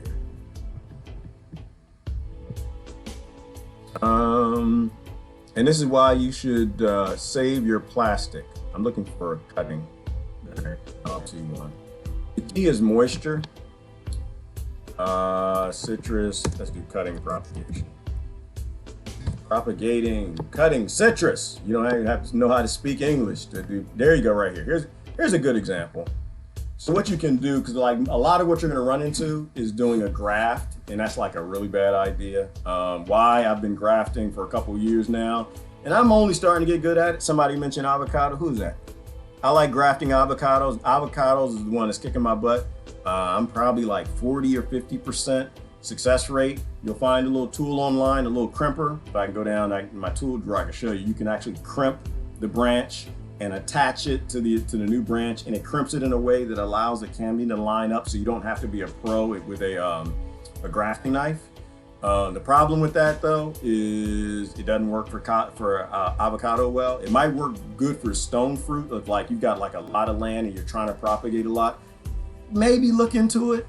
I haven't tried on anything else but avocado. Avocado is very sensitive when it comes to grafting, and I've only got a few of them going. So anyway, all you got to do is get your citrus cutting and stick it in a bottle. While it's rooting, it needs to stay moist, or otherwise your cutting will desiccate. Of course, I can't find no pictures of that. No easy pictures.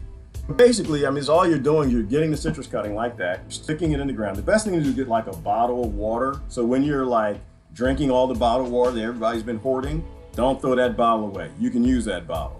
Hopefully you got saran wrap or something. You're just gonna fill up soil in the bottom of the bottle or a pot. A bigger pot, stick it in, and then put the bottle on top of it and mist it under the bottle really, really well. If you got rooting hormone, that's great. You don't actually need it. I use it half the time. And it takes about 2 to 3 weeks. 2 to 3 weeks, you'll start to see new growth, and that means that citrus cutting's rooted. Then you just kind of take the top and slowly, you can either take the top off for like an hour a day, put it back, 2 hours the next day, 3 hours the next day. You're hardening it off to not being a moist environment. If you ever look at the bottle and you don't see droplets of moisture, it's drying out, you want to just spray on the inside. But keep your plastic, don't throw your plastic away. You can use that to do cuttings, and this works for a lot of different trees. Avocado, no, some things don't root well from cutting. I've never had an avocado cutting root. I don't think it's possible. You have to graft those. So citrus is real easy. Anyway, so the whole point is you can use citrus for everything. You can use the rind, obviously, for zest for food. You're eating things that you don't like. You need to change the flavor. You got kids that are done eating oatmeal and rice and whatever we're eating. So you can use that with the lemon zest. You can make essential oils with the lemon peel. Never done that. I understand it's very easy to do. And then you can use the citrus for obviously making lemonade. Scurvy sucks. And especially if you live up north. And then also you can use the citrus for making cleaning supplies. antibacterial, right? And that's what you're going to need. You're going to need antibacterial in the future, depending on what's happening. And to clean your bathroom. All right, here you go. Anyone here? Wait a minute. Anyone here want to come back? Come back where, Rebecca? Woody Allen quote, "It's not that I'm afraid of dying. I just don't want to be there when it happens." Yeah, that's the only part about dying, Gloria. I think it's fun when you're on the other side. When it's probably happening, it's probably going to hurt. Our lemon tree is too young, too. Okay. So yeah, if it's, well, what is too young? Let me see. Grow in old plastic. Yes, yeah. Reuse, recycle, reuse. If it's not fruiting now, it's not going to fruit right away. If it's fruiting now, I mean, most of my citrus cuttings, I get fruit the very next. I get fruit either that year or the very next year. So in some, you'll get fruit while you're rooting. A lot of that has to do with the energy, and that's the size of the cutting. So you want to get 10 inches if you can. I think that's a good place to be. And it's not for you. It's not for you. It's not for you. I'm saying this for your neighborhood. So if you've got people who need citrus trees, you want to sell citrus trees to people who live in the north, and you got that big citrus tree out back, well, guess what? You know, most of it's probably not being utilized if the thing is 30 foot tall. Why not start cutting it back and using the cuttings, the new growth, to sell citrus trees to people up north? We got to get past, unsustainable systems. We need to have sustainable food systems, and it's easy to do. Have you seen wet soil grafting, where they can take the graft off the plant, plant it individually? Yeah, that's what we just talked about. Unless you're talking about something else there, Jeannie. Wet/soil grafting. Yeah, well, it's moist, right? So you just take the cutting, put it in the soil, you wet it up really well, and you mist the inside of it to stay moist. Use the water, wash off the rice with, and fertilizer. Second, brew coffee too, alternative two. Yes, Jeannie, a lot of things. And speaking on brewing coffee, another one I'm growing, or I've been growing for a while, or 2 years now, Kentucky coffee tree. So if you live up north, there actually is a tree that makes a bean that creates a coffee-like drink. It's not coffee, but it's a coffee-like drink. The Native Americans did it, and the early settlers did. It's called the Kentucky coffee tree. You might still be able to get seeds online. Grows like a weed. And that way in the future, you can sell coffee. The Arabica coffee tree is not as easy. You got to grow them in pots in the north, bring them in, take them out because they're a tropical plant. I find that easy to do. If y'all watch me on Claudia, we used to talk about how I'm a pot grower. Not necessarily cannabis, but I grow lots of things in pots. And so I take them in, take them out, take them in, take them out, so I can grow things that don't grow here. And that's what you do if you know that the global supply chain is going to break down and you need fresh fruit. Another great one to grow is papaya. You can just grow that right from the seeds. You put those right in the ground. As long as you got a long, hot, dry, or a long, hot season, you'll get papayas that year. I heard that about jackfruit. My jackfruit never did anything. So I'm hoping it'll do something this year. But you got to grow that one in a pot too. Take it in, take it out. Cuttings are clones, exact replica of the mama. Absolutely, Jeannie. Which is why they produce fruit the same year. For beautiful roses, just put a band tape or a band-aid underneath the rose bush. Okay, yes, and roses are important too. Natural ecosystem. You want to have a lot of things going. I think my issue with roses, who is that? Christine. There's a lot of them. They don't grow from seed anymore. They're like human grown, like they're all hybrids and cuttings and stuff like that. So I haven't really done anything much with roses because they're popular. I like growing weird stuff that other people don't grow. But then again, that shouldn't surprise nobody. 2 more senators now. Meg, stop playing. Includes Dianne Feinstein and Jim Inhofe. It's not surprising. It's not surprising. There's a big club. It has a massive support system of politicians who are just underneath, who probably get just enough information, and we ain't in it. That's what George Carlin would say, Meg, if he was still alive. It's a big club, and you ain't in it. I suspect, if you don't know what I'm talking about, she's talking about the senators who withdrew millions of dollars from stocks back in February before they let anybody know about the cuckoo riders, talking about insider trading. Don't live in fear, live in love. Yeah, Lori, that's what you got to do, live in love. A Czech virologist recently confirmed that there indeed is something add into the coronavirus genome. You know what, Ivana? And that's what the other scientists on Del Bigtree said. But you know, I saw a report yesterday and they said it's confirmed that it is natural and it did not come from a bioweapons lab. I just laugh at it. I laugh because it's funny. It's funny because it doesn't matter. It's interesting, but doesn't matter. It's interesting for the future. You know, we can't have things called bioweapons lab. We can't have a low vibe psychotic species that's actually making weapons that can, anything that can murder people. We need to be an ecosystem, but I'm kind of leaning with you in that direction too, Ivana. I don't believe in coincidence. That's just my problem. I haven't lived long enough to believe in coincidence. I don't think coincidences happen. I think when you have a global pandemic, currency's flipping, and it's flu season, and the thing looks like it's a normal flu, but in some nations, it seems like it's killing a lot more people than others. There's a lot to that, right? And we cannot avoid the fact that the first full-on 5G city was Wuhan. You're never gonna get around that fact. That's just not get around it. So I think there could be multiple things at play too, Ivana.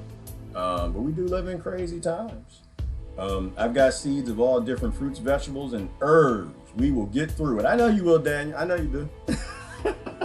There's some I need you to send me. I just need to make sure. I need to confer with the local police. They're not going to be arresting people for certain things. Otherwise, Daniel and I need to have a conversation. And then you need to send some spores. And I need to go talk to Susan and figure out how to grow mushrooms. I've never grown mushrooms. I regret that now. I regret that I've never grown mushrooms. I should have done that a long time ago. Yes, banana peels for potassium. Absolutely. Take your wood chips, put them on the garden. When you're cutting down these trees to get some sun, to put a garden in, to feed your neighborhood and yourself, you want to take those wood chips, put them on your garden, because you're going to want to increase moisture. 9 times out of 10, you don't have soil. 9 times out of 10, if you live in a development, you have sod.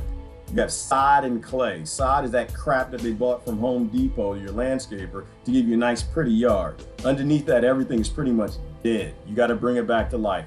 The best way to do that is wood chips. Put wood chips on there. It'll hold this, the moisture in, and life will start to come back. The ecosystem will start to come back. The worms will start to come in and eat the wood chips, break it down, leave worm castings. The soil food web will be rebuilt. And for some of you, you won't be able to grow any damn thing unless you get bags of soil and grow. There's a way you can get around that too, right? If you have a dead yard because you believed in the system and somebody was out there spraying pesticides, killing off your soil food web, keeping clay underneath your sod, and you start digging in with the shovel, you just get nothing but clay. What you want to do is you got to dig a deep ditch, right? You got to dig a deep ditch or furrows, and then hopefully you got woods in the backyard or woods around where you can go get real soil from, and just replace the soil. Right? If you can go, you got the money, make that phone call, have them come, the landscaper deliver a big truck of soil. You can do that, but odds are you're going to need to grow in raised beds where you can just get wood or trees that you've been cutting down, and you can make squares or rectangles, grow in raised beds. It's easier to protect your crops in raised beds than on the ground anyway. And you'll fill that soil in with what you get from the forest. And the trees ain't gonna like that much, but you gotta live. And so get that forest. And I don't discriminate when I do that. I'll get everything, the sticks and the twigs and whatever the shovel brings in, with the detritus and the humus, the leaves and everything that's breaking down, and just throw it in there. And it will, and still throw the wood chips on top of it and go ahead and plant your garden in that. But it'll come back. And what'll happen in the other parts of your yard where you just had grass, sod to be pretty, to keep your home price high, that you have to spray chemicals on, the carcinogens that the kid track in the house is getting everybody sick. Just put wood chips out on that. You want to get at least 6 inches deep. A good person to watch, I used to mention all the time, is Elaine Ingham. Elaine, Ingham. She's from the Rodale Institute. She's a famous soil microbiologist. She's fantastic. For the most part, I learned the majority of what I know about growing sustainably in a food forest, diverse colonies of microbiology in the soil. She wrote the book Soil Food Web. It's from Elaine Ingham. She's got a lot of videos and lectures online. You can even pay for some of her lectures. She even goes as far as like getting the microscope where you can look at the bugs. Or not the bugs. You can look at the soil food web, so you know soil life is coming back. And then so if you put those wood chips all out on your yard, you can you'll definitely be able to grow in a few months. You're not going to get much. You might be able to be in time for like a fall crop for like some lettuce or something that you're not going to get deep root systems on. So that's a good thing to do. You won't be needing grass. You need to grow food. And yes, Lori, strong roots. The stronger your roots, the healthier your food. The healthier your food, the less you have to eat. All right, there's a relationship between all of that. That's actually who I got this from. So you can still get these online. This is a microscope. If you're like that interested in the soil food web and seeing that your soil is coming back to life, you get one of these. I think this is like 29 bucks, but it allows me, it plugs right in. It's got a USB, plugs right into your cell phone or your laptop, where you can look at your soil and you can start to see soil life coming back. And she'll walk you through the microscope, how to use it, but she uses high power microscopes, but seeing soil life coming back. Soil life is critical to what comes off that plant. Soil life is critical to the life of that plant. Soil life is critical to that plant fighting off any pesticides, any pests that attack. Remember, there are no pests in nature. There are bugs coming that have a good job. It's to eat any plant that anybody's dumb enough to plant in chemical sod because you use Scott's Lawn Service and they spray chemicals all over your yard. Compost tea is another great one to have. That'll help break that soil layer down, because the minute you put wood chips out there, it's going to start breaking that clay down. That's what worms and their microbiology do. And every year it's going to get deeper and deeper and deeper and deeper and deeper. And the deeper your soil, the deeper your roots, the healthier it'll be, the faster the fungi come back. And when that mycorrhizae fungi comes back, boom, baby, it'll shoot through the roof. That's how you know when the fungi, its web is tapped. If you don't know what that is, there's something called mycorrhizae fungi. It has a symbiotic relationships with the roots of the plant. As soon as the roots go down, like you think they're looking for water and science tell you they're looking for water, that's part of what they're looking for. If you ask me, my hippie observation of plants, they're looking for the mycorrhizae fungi. It's a food web. Mycorrhizae fungi are all connected in your garden. If you're ever digging and you start running into that white mycelium, there goes Susan! She's our mushroom person. That's the mycorrhizae fungi. That's a root system. So what your plant's trying to do is trying to tap into that. The minute it taps into that, it has a symbiotic relationship with that network.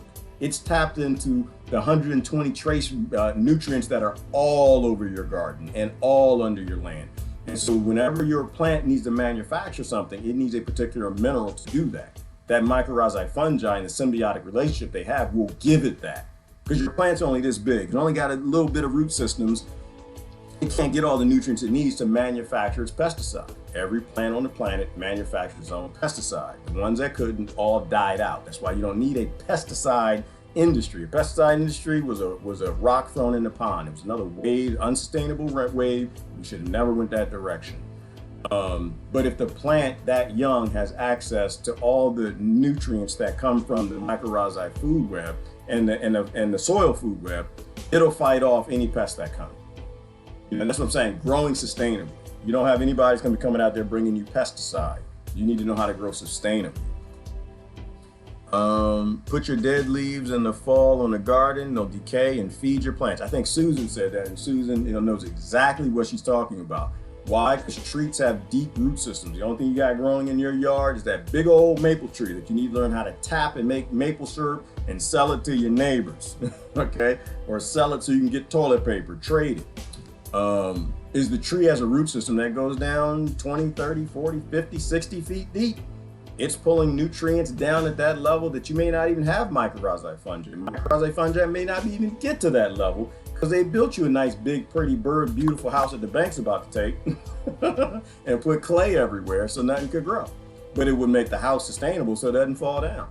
Well, you have to put the leaves, because the leaves are pulling up the nutrients from that deep level that that the small plants can't get to. I grew a little avocado plant from Pitt, but at the end, I didn't know what to do with it in the hot summer. Well, avocados, Ivana, they love heat. They love the hot summer. They just got to have a drink of water when they need it.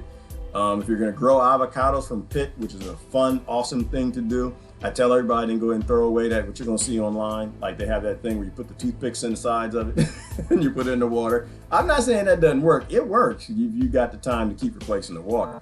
The best thing to do, all my avocado, I probably plant 3 or 4 avocados a week. But I like the Hass avocado. The Hass avocado, you'll never get fruit from if you grow it from seed. That's a pretty plant, you'll never get fruit.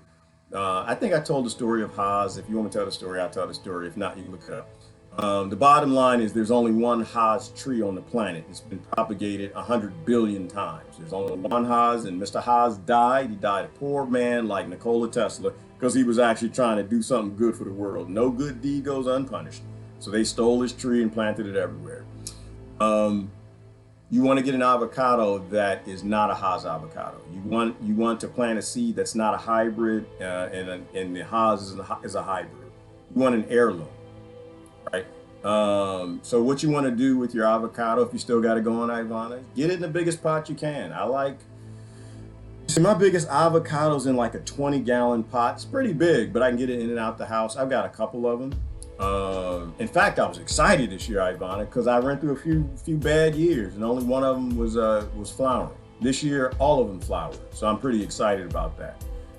These were all grafts. They're all Hass, but you got to graft them. You want to get it in a big pot. You want to get a lot of minerals, a lot of sand. When I say minerals, you want to get a lot of sand. That's where the microbiology break it down and put the nutrients in the soil and create them in plant-soluble form. Right? You're not going to the garden center to get anything. You want a sustainable thing that you don't have to add anything to. The microbiology break down the sand, create the plant-soluble nutrients so the plants can take it in.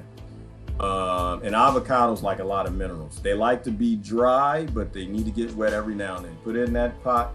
I'd probably do a 75 to 80% soil, 20% sand and minerals and rocks and grit, anything you can have. The microbiology will break it down and feed the plant. And then it'll go great. And avocados are great to have. Avocados are great because you can leave the fruit on the tree a long time, like citrus. You can leave the fruit on the tree for 2 years. So you can have you got oranges and calamansi and lemons and limes, and that's your deodorant. That's the other thing. Who gave me that piece of nugget? Somebody gave me that nugget. I haven't used real deodorant in a long time. We're laughing about it now too. I bet you I did that video. Y'all was laughing at me. They're like, oh, this silly monkey. He's using lemon as deodorant. What the hell kind of planet did he, where does he live? What the hell wrong with him? My deodorant grows.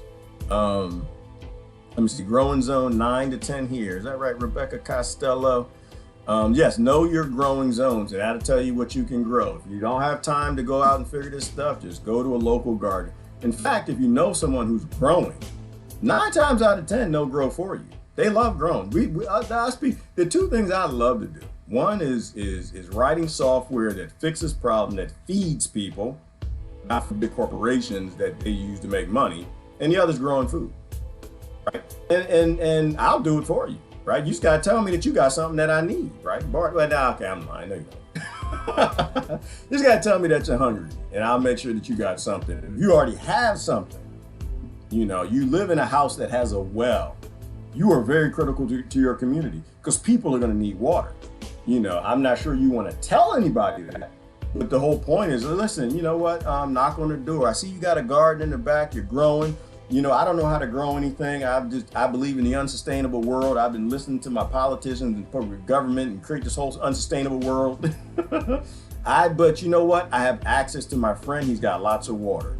And so I tell you what, how about I trade you water for some of your fruits and vegetables? Okay.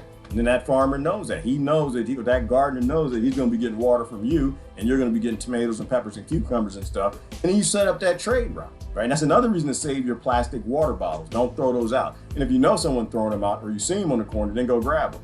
Just make sure they didn't put nothing else in there. You can't put water in. You start bottling water for people, but they got to keep the plastic, and they just bring the plastic back to you. You fill it back up, bring it back to them. They give you a tray of tomatoes. And that's how we get through this thing, people. It's not that bad.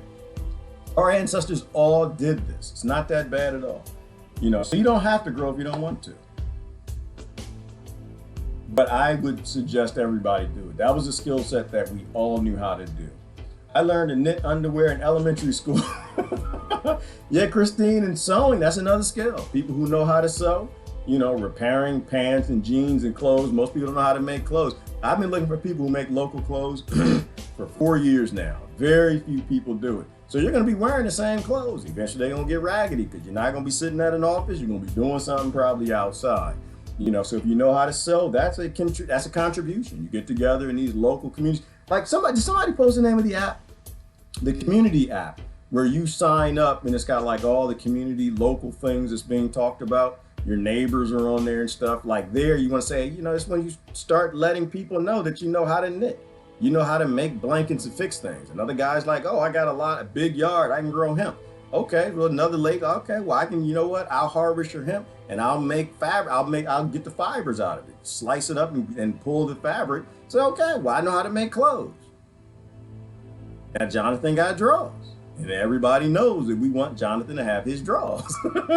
We want everybody to have their drawers for the most part, except for people who don't believe in drawers. Some of us ain't in that draw religion. I ain't in that draw religion. All right, a beautiful and amazing day to all the brothers and sisters. Yes, it's going to be 80 degrees out here, Daniel. People need to get out, start working the soil, getting ready just in case. I have heirloom seeds, just need to figure out what to plant when. Oh, Lori, do you? These people here help you. These people got it. If you let me know what you got, I'll help you all I can. Right now, usually is the answer, Lori. Right now. When you plant your seeds, when your government realize that it ain't got no time to take care of you, it needs to handle security. All right, you let your government handle security.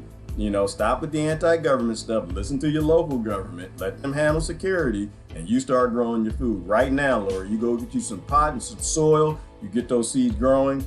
It's best to start your seeds you know what? I like cocoa coir.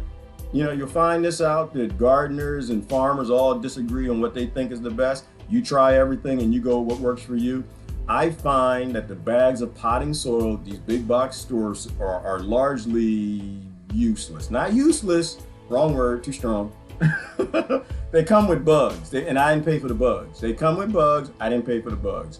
They'll come with like eggs of gnats and root feeding nematodes and stuff like that, and you'll notice that your germination rates will be low. Because those big bags, they're mass produced. We talked about the whole mass production nonsense. But get the blocks of cocoa coir. You can get them in bags, but I like the not frozen, dried blocks. And all you do is take that block home and throw it in some water, or throw a few cups of water on it, and poof, it just pops up. I like to start my seeds in that, get them growing strong, get 5-6 inches depending on what it is, maybe 4, and transplant in a bigger pot, get a little bigger, get it in the ground and get it growing. But there's no reason you can't grow inside now. All you need is to be in front of the southern facing window, Lori. Eastern will do. Sometimes you can do, depends on what you're growing, on a western. And if you have no sun, you live in an apartment, whatever, you can build an aquaponic system in your apartment. So look up aquaponics. You need to look up that. You need to go take your butt down to Home Depot and before they close, or Lowe's. I saw something flying in the sky. I thought that was a drone. But I say, all right, y'all, that's it. Here it come. You want to hear? Here it come. But I've been saying positive things about the government. Don't send your drones over here. I ain't doing nothing on Facebook, so don't go looking for me. Soil, apartment, light. Go take yourself down to the big box store and get yourself a grow light. Grow light, $7 to $12. They got the screw-in ones that go inside a regular lamp or fixture now, where you can start growing your seeds now. If you don't have sun, it's too cold where you are, you can start now. They just need some supplemental lighting because you're not getting enough light. And as soon as you can get them outside, get them outside. All right. Yes, Trump is exactly all kinds of socialist policies. It seems good. But my opinion is just giving government more power over us as individuals. Well, right, Susan, there's no deal. Government doesn't give you nothing for free. No, I mean, my Trump friends will tell you that he loves us. And like my Obama friends tell you Obama loves us. To me, they're just doing a job. They don't give you something without expecting something in return. So the only thing I find on the federal level that's interesting, Susan, is magically they realize that they don't need people to go to work. And I was like, well, how long do you think that they've known that? They knew they could take care of their people all the time.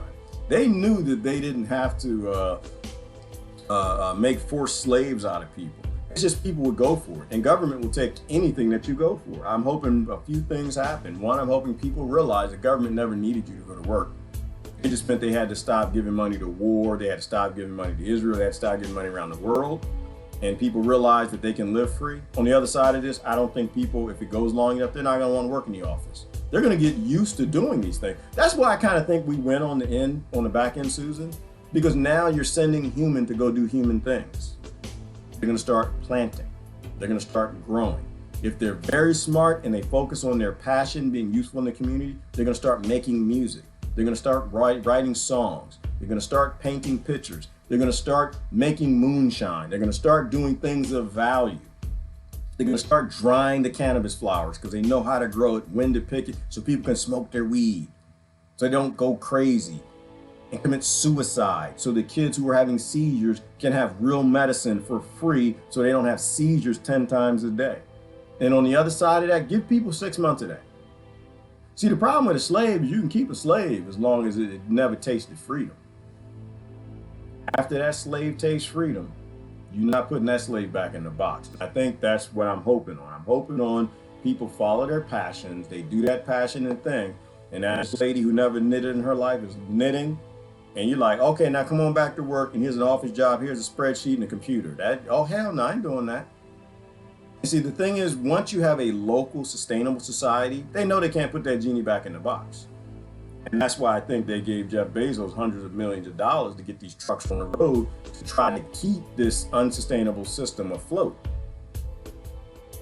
Once people have a taste of freedom, you're not gonna put them back.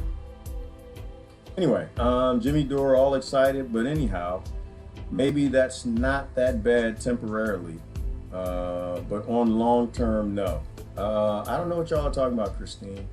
G can do a video, solar panel, saw that, okay. Put posts on Facebook about replanting. Everyone needs, yes, all our local agricultural knowledge. That's absolutely right, Lori. I was actually gonna show that before I think we started talking about citrus and other stuff. And then I'm gonna get out of here because I literally gotta figure out what I'm doing next week. I haven't figured it out yet. My problem is I've got plants everywhere. And I got it on good authority that I will not be traveling next week. So I have to figure out how to get everybody taken care of, or see if I can somehow get a travel visa, which is crazy that we're even having this discussion. A travel visa in your own state. But anyway, to take care of plants that will die if I don't. Plants that can feed people, and I have to make that case. Yeah, well, there were a lot of good memes on replanting. I think it's replanting produce, whatever they call it. I mean, these were just basically very simple things. Like they're sites that go through the list of things that you can replant. The easiest is lettuce, Chinese cabbage, those things like immediately. Oh, here's one. Those are things you're gonna get immediate benefit from. Celery is a great one. I replanted some celery 2 weeks ago. I think I need to go check on it. Just put it in water. I think that might be, this might be celery right here on the top one. Celery is a weed. If you've never grown celery, celery is a beast, at the least, in an aquaponic system. That's why I like aquaponics. It's great for growing these, right? Like you just got a rock bed and you're just putting them in water, the bottoms of what you ate, and it'll regrow a root system, most of them, and reproduce. And that's what they look like. So this person ate the top and they just cut the top off and put the bottom. I don't know if they put that one right in soil. I've never done them right in soil. Sometimes when you put, my problem with my soil is I use compost and I use healthy soil. I do the things that Elaine Ingham tells me. And when you put food in soil, the soil food web, they call that for a reason. They eat that food. But if you put it in water, let it root, then you put it in. And once it has those roots, now it's getting what it needs to fight the microbiology that are just gonna eat it. But yeah, celery grows like a beast, and you can live with celery. Celery, and remember, don't harvest the whole plant. Just take a stalk and eat it. And if you got 20 of them going and you're one person, you could literally just eat a stalk a day, get 20 stalks a day. You could live on that. And it's gonna keep reproducing faster than, faster than what you can eat it. That's what I mean. We have an unsustainable food system. How do I know that? Because you go to the grocery store and you got a big iceberg lettuce thing on a whole damn basil plant. Basil is another one. You can get hydroponic basil from your grocery store that has a root system and replant it. I have to say I've never had success doing that. I think sometimes they let the root system grow out, or they're hydroponic and the plant has different needs than what you're gonna get in the soil, but you can give it a shot. I only tried it once or twice and it didn't do so well. Actually, come to think of it, no, I think one actually did make it. But I wasn't impressed. I wasn't impressed by it. I've never done it again. I wasn't impressed with it at all. That's important to do. This live stream has been amazing. Well, thank you, Lori. Positivity. We got to be positive. We absolutely have to be positive and keep moving forward. But my battery's down to 5%, and I got to actually figure out what I'm doing next week with all my plants. I have a whole world of them. But now my battery's like, that's it, Negro. You're done. My cell phone. All right.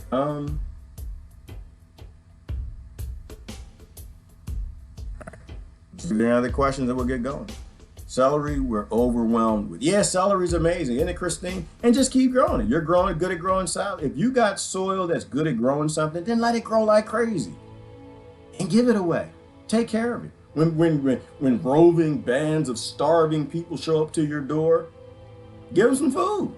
Give them the celery in your garden. Always grow more than what you need. If you only grow what you need, you're gonna have a problem because everybody has needs now. Citizen Deb, your housemate is listening good. Hopefully people who never paid attention to hippies start doing that. Please start doing that. All your crazy survivalists, please start. I know you laughed at them. You ain't laughing now. Trust me, you want to be prepared just in case. That's a great thing. It's hippies is sexy again. I'm enjoying that. My phone is ringing off the hook. Yeah, oh wait a minute, now you ain't want to go get a bite of nothing with me. You ain't want to go get no coffee and oh nah, you was looking for the guy with the money now. You ain't laughing at him. But don't be that way. You wanted the woman that that had this and that and wore the perfume and had the high heels and the makeup. You ain't want no hippie with no dirty fingers and feet. Guess what now? Now who you trying to love on? Now who you calling? No, yeah, do that a little bit. Just do that a little bit, but don't do that. All right, I'm just kidding. Now, here, let me help you. This is how you do that. If depending on how much time we have in the future, if I can go dig up the code for the rotating solar panels, I wrote code that you can utilize an Arduino and a Raspberry Pi. I think that one was Arduino and a Raspberry Pi and a few actuator motors. It'll follow the sun. We did some amazing things, my kids and I. We did some fun things. But that's what I mean. I never did any of those things for corporations. Like that's not, after I had kids, I realized I was on the wrong team. You don't want to do things for corporations. You don't want to do things for basically the enemy. You don't want to do things for those who are like dropping pebbles and or rocks in a wave of humanity, creating an unsustainable system. So I'll give those things away, but I'm not like, I would never try to patent that stuff and sell it. That's stupid. I'm a human being, and it's what I love to do. That's what I mean. I was never playing with people. And I tell you, people who have passions, they love to do it. Please, everybody, go out, find your passion. Take time to think on all the wonderful things. Yes, Lori, we got time. We now got time. Now they've been honest with people. Now the banks are giving people 90-day relief from their mortgages. You need to make that permanent. You can pay for that house. I'm sorry. That's the camp I've always been in. I've always been in that camp. Like, you shouldn't have a mortgage. The bank does own your land. The bank wasn't born. The bank wasn't born one day like, oh, this is my land, put a stake in it. No, the bank didn't know. The bank does not own your property. I'm completely against that. I'm not for the violence. I'm gonna fight for my property. I'm not for that either. But the bank doesn't own the land just because it is an entity that could figure out how to scam a government and making you buy it, and the government scammed you into paying taxes. Oh, that's a little anti-government. Yeah, I'm not doing that right now. Listen to your local government, people. We'll figure out this other stuff on the back end. Aloe and willow tree have natural rooting hormones in them. Yes, make your own rooting juice. Go on with that, Jeannie. And that's that really, and then, you know how you tell what makes its own natural rooting hormone that you can use for other plants? It's just go take a cutting of something and stick it in the ground. Go take a cutting of something, stick it in the ground. It'll do amazing. You'll be surprised. Oh, Brother Donnie's still here. Okay, Gerard, I hear you, but what is it that you want? I hear you ranting. I don't hear you answering any questions. Well, I'm reading through some questions. I don't really see tons of questions. The questions I see, I'll answer. Where are you, Donnie? We're here in the United States. What we're talking about right now is people taking care of themselves. We're talking about being human, act like a human. We've gone through the apathetic age. That era is coming to an end. That's dying. The unsustainability is dying. Let's let it die. Let's act like human beings and take care of the neighborhood, take care of each other. You're like a paid opposite that doesn't offer any answers, just more questions. I'm confused, Donnie. And you're one of my new friends on VK. I'm confused. I literally offered 2 hours of nothing but answers to people on how to make solar panels. There are kits out there to do that, to take care of your local community, how to grow things. I've done this for the past, how long have I been doing this? 3 years? I come on here every single day and I just tell people how to do stuff. Hey, listen, let's not fight. Let's love each other. Let's look out for each other. All the things everybody's grandmother told them how to do. So yeah, I think you probably find hundreds of videos on my channel that just basically say the same thing. Donnie, I used to work for the bad guys. If you don't know, I used to work in corporate America. I worked for the fast food companies. I worked for the government. I worked for the pharmaceutical industry. I worked for banking. I jumped around. And where I'm at now, which is where I ended up there, which I realized I wasn't working for the good guys. I wasn't using my skill. I was an automation engineer, right? I developed software. I didn't like the idea of working for corporations using automation and robots to make profit when I live around people who all need food and houses. So I left the market. Why would I listen to this? It is nothing more than rumble, this rubble. You are just a pretty face on an ugly thing. Oh, well, thank you, Donnie. I appreciate that. I didn't think you know what? I didn't put on makeup this morning. I didn't put on no makeup. Well, that's a good thing. You don't have to watch it. See ya. Bye-bye. Go on. I'm good. You can stay and leave. I'm good with it. Doesn't really, that stuff doesn't bother me. That's the problem with me is I'm like 40 something. I enjoy it. And sometimes I pity people that feel the need to say that. Donnie, I love you, brother. I love you, but I don't, I appreciate it. I don't, we have important adult things to do. So that stuff never got to me. I have an old sliding door, 2 old ceiling fans. Yes, Citizen Dev, and sit on top of them.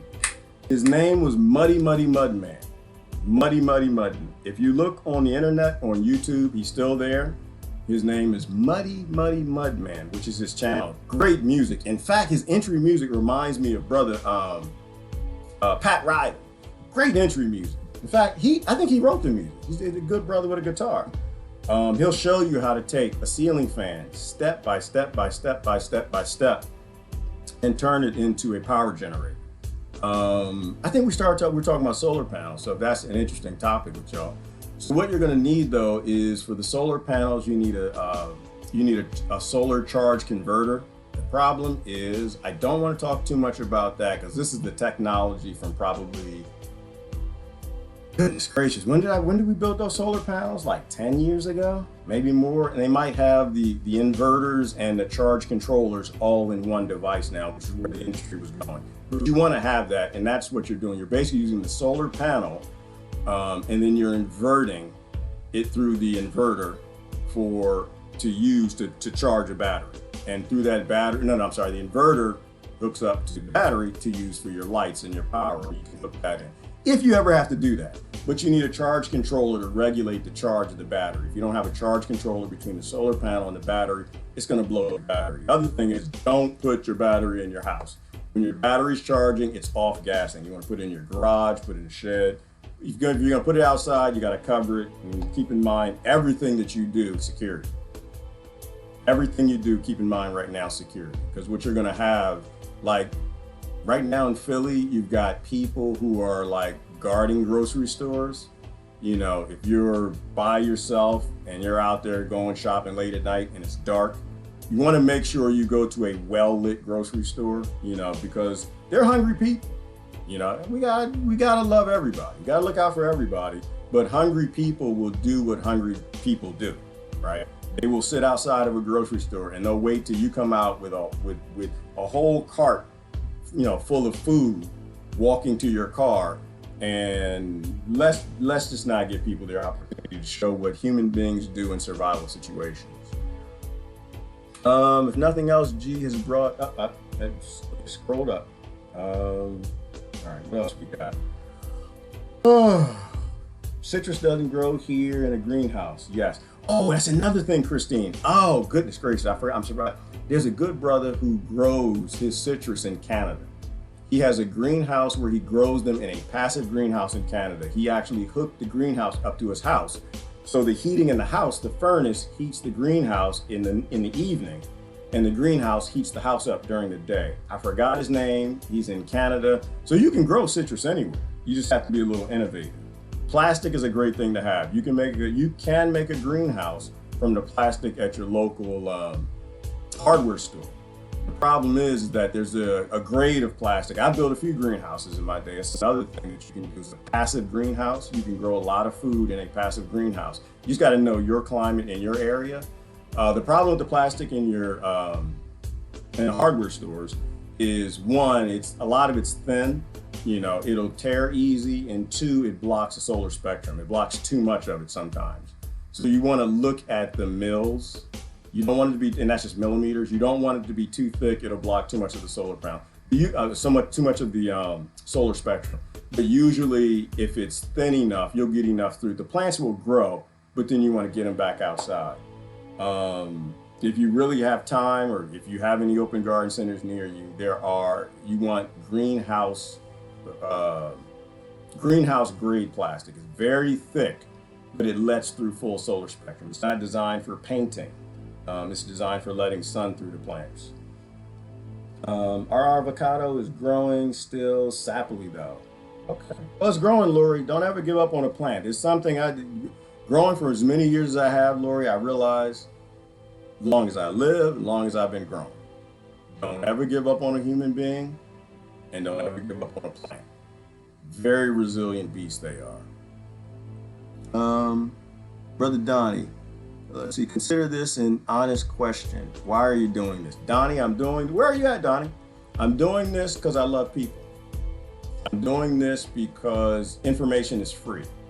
I'm doing this because I do know some things. I have a lot of friends that seem like they don't know. I'm also doing this to build community. That's why I'm doing it. I don't get paid a dime for doing this. In fact, I have a Patreon, but I've never used it, never touched it. It's just sitting there. And people put coins in the bucket, and I appreciate that. But mostly that's going to be funded for growing automated food, right? Building automated grow systems. So I have plans for a drone.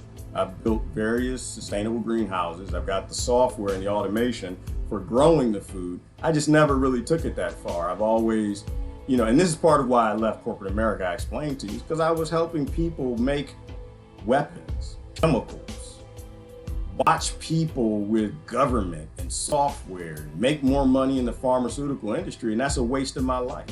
They had great pay though, Donnie. Oh, brother, they took care of it, brother. They did, but my soul isn't worth that. They can't pay me enough. And I was in a position in my life where I could leave. My kids were getting pretty grown, so I left them. And why am I doing it? I'm doing it because I'm here. That's it. I do this because I'm a human being. I'm a human being, and we're all connected. We're all one. If we don't work together, we're all gonna go the way of the Atlanteans, right? Every civilization falls. Everywhere on this planet you dig down, there's a lost civilization. So I'm doing it because I'm supposed to. To me, that's the core of a human being is acting human. My son and I made a solar panel cell charger for a science project at school. It was actually kind of fun. And it is fun, isn't it, Susan? When you do it, it's a lot of fun. And that's what I try to do with my boys. Like, we did this stuff and it was fun. We got out the bow and arrows and like relearning how to aim and shoot and stuff like that. They had the BB guns, and look, people just calling. That's the other reason I do it, Donnie. People call me, they're like, all right, you was a crazy hippie, but I guess you do know a few things, and I share with them. The other thing on that, Susan, is there's a great, like I mentioned the other day, there's times to go learn things, and then there's times to just download and learn later.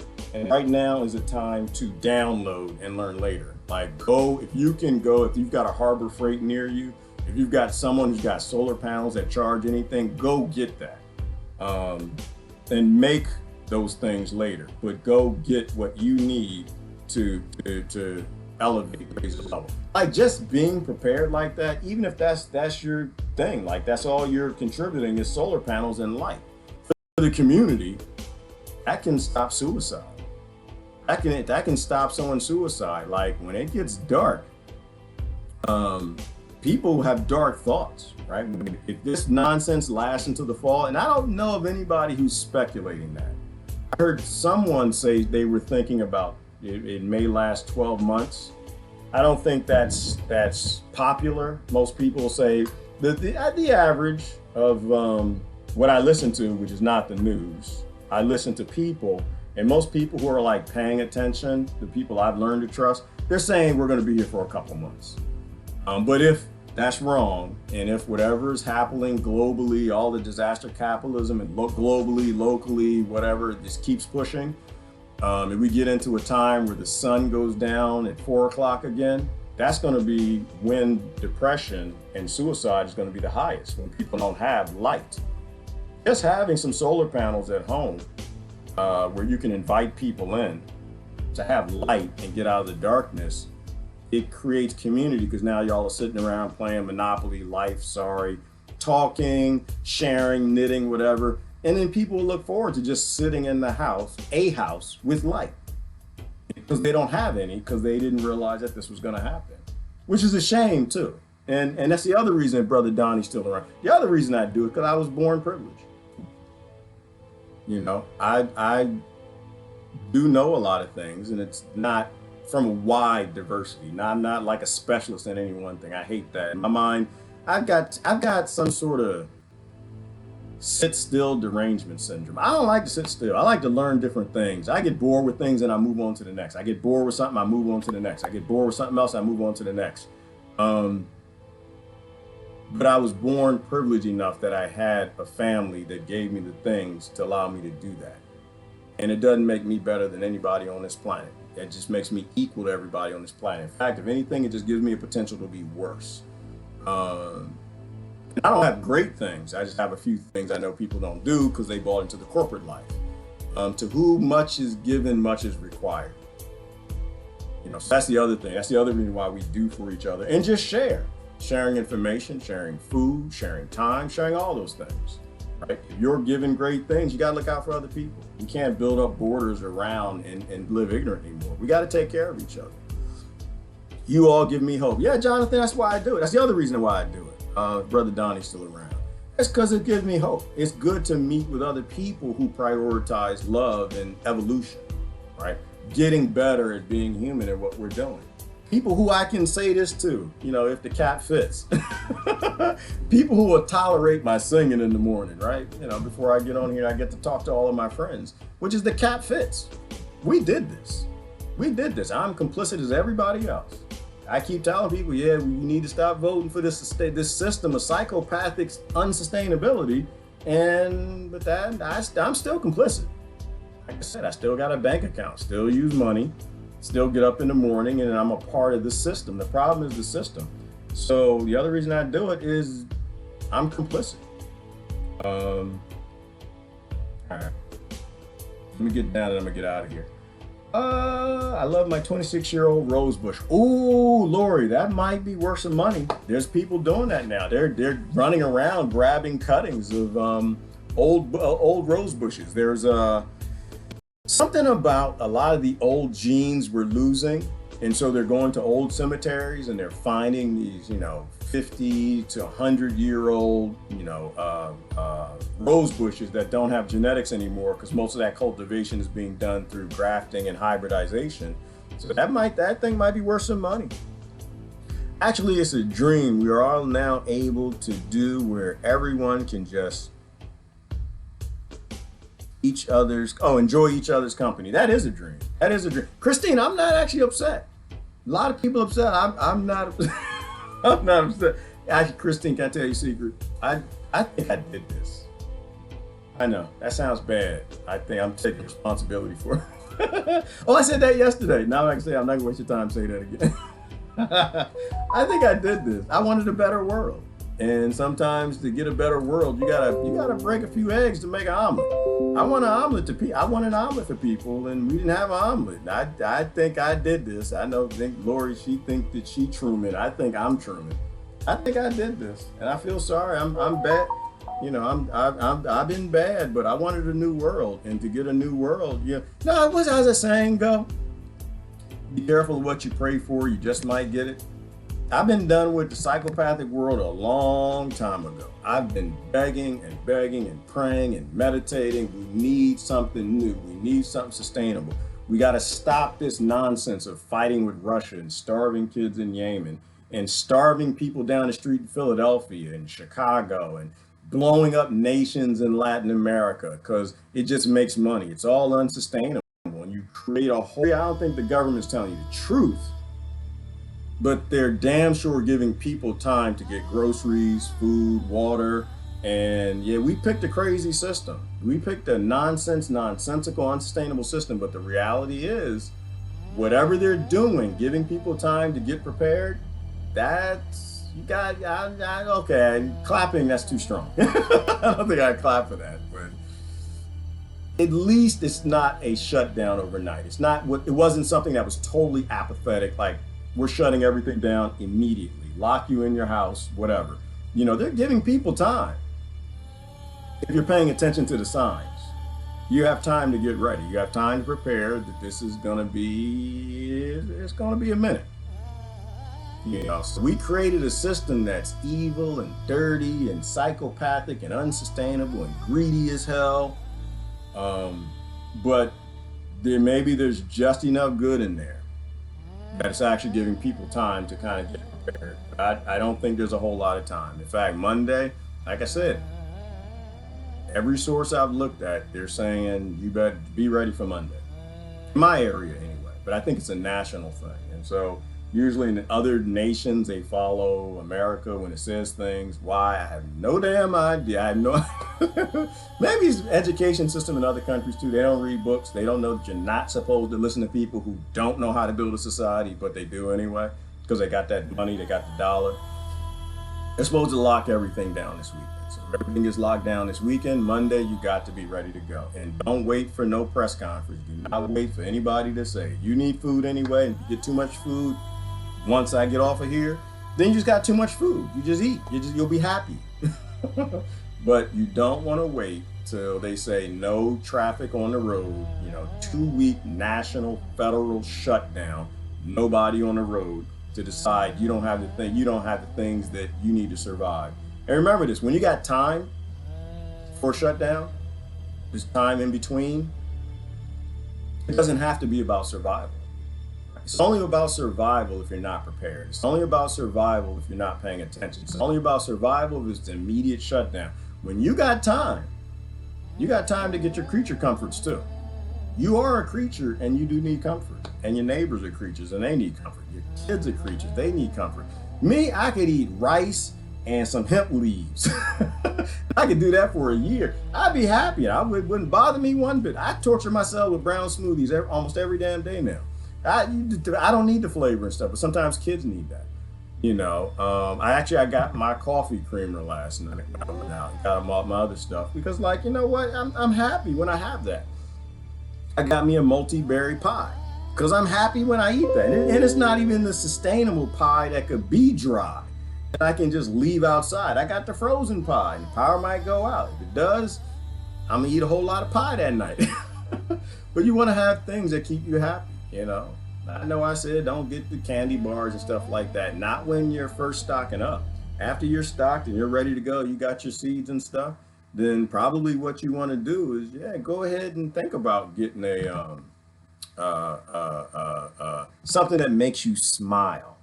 It's important to smile. It's important that whatever we do, we thrive at. So go ahead and get a few candy bars or something. Don't eat them right away. Don't. I don't think we're rationing yet, but don't eat all your good stuff immediately. But go ahead and Have it in case you need to have a night where you know you had a bad day. Everybody has a bad day. When that bad day comes, at night, you might want to break out them Snicker bars. Right? You want to give people a little joy. Sit around the fire pit, as Susan says, and just give little people pieces of candy. You'd be surprised what sugar's going to do in the future. Sugar give you sugar's a carcinogen. Right now, to give you heart disease and cardiovascular disease is one of them pebbles. Hit that water when they made synthetic sugar. When they started processing sugar, mass producing corn sugar from GMO crops drenched with genocidal pesticides. But in the apocalypse, a little piece of it, the human body can withstand a lot of torture. America should be the example of that. America, Canada, Britain, all the unsustainable countries should be examples of that. There's no question that the human body can take a lot of abuse, right? But it doesn't mean we should abuse it. It doesn't mean that we should keep abusing it. It means that, you know, it's okay to have your creature comforts every now and then. All right. I don't know what's happening. They just killed my music. I don't know that was Pat Riley. I don't know what the heck is going on. Anyway, I'm about to get off of here. I like my exit music. Okay, it's updating. Google decided it was a good idea to, let me see, give us a minute. All right, so we're updating music. It should be ready to use shortly. Okay, well, thank you, Google. And that's creepy technology. I don't like the idea of you being able to log on my machine. And that's a pebble. That's another pebble in the lake. If you think about that analogy, we're wave energy and we got all of these monsters around the lake throwing in big rocks, creating all kind of problems. Yeah, that's another pebble in that lake. The fact that, you know, we've got systems that have minds of their own. They do auto updates at times that we don't approve of. That's kind of creepy, but technology is not bad. What's bad is we built an unsustainable system. And that system can be fixed at any time. I think today is Friday, right? Today is Friday. So as long as it's Friday, it's a good thing because it means that I don't have to do a video this weekend. So some people don't appreciate my mouth. I don't know, Brother Johnny, if we seeing eye to eye now, I'm not going to do a video this weekend. I got other things I seriously got other things that I got to get done this weekend, and making videos is not one of them. And y'all got other things to do. Bouillon cubes for kitties. Oh, yes, and rice.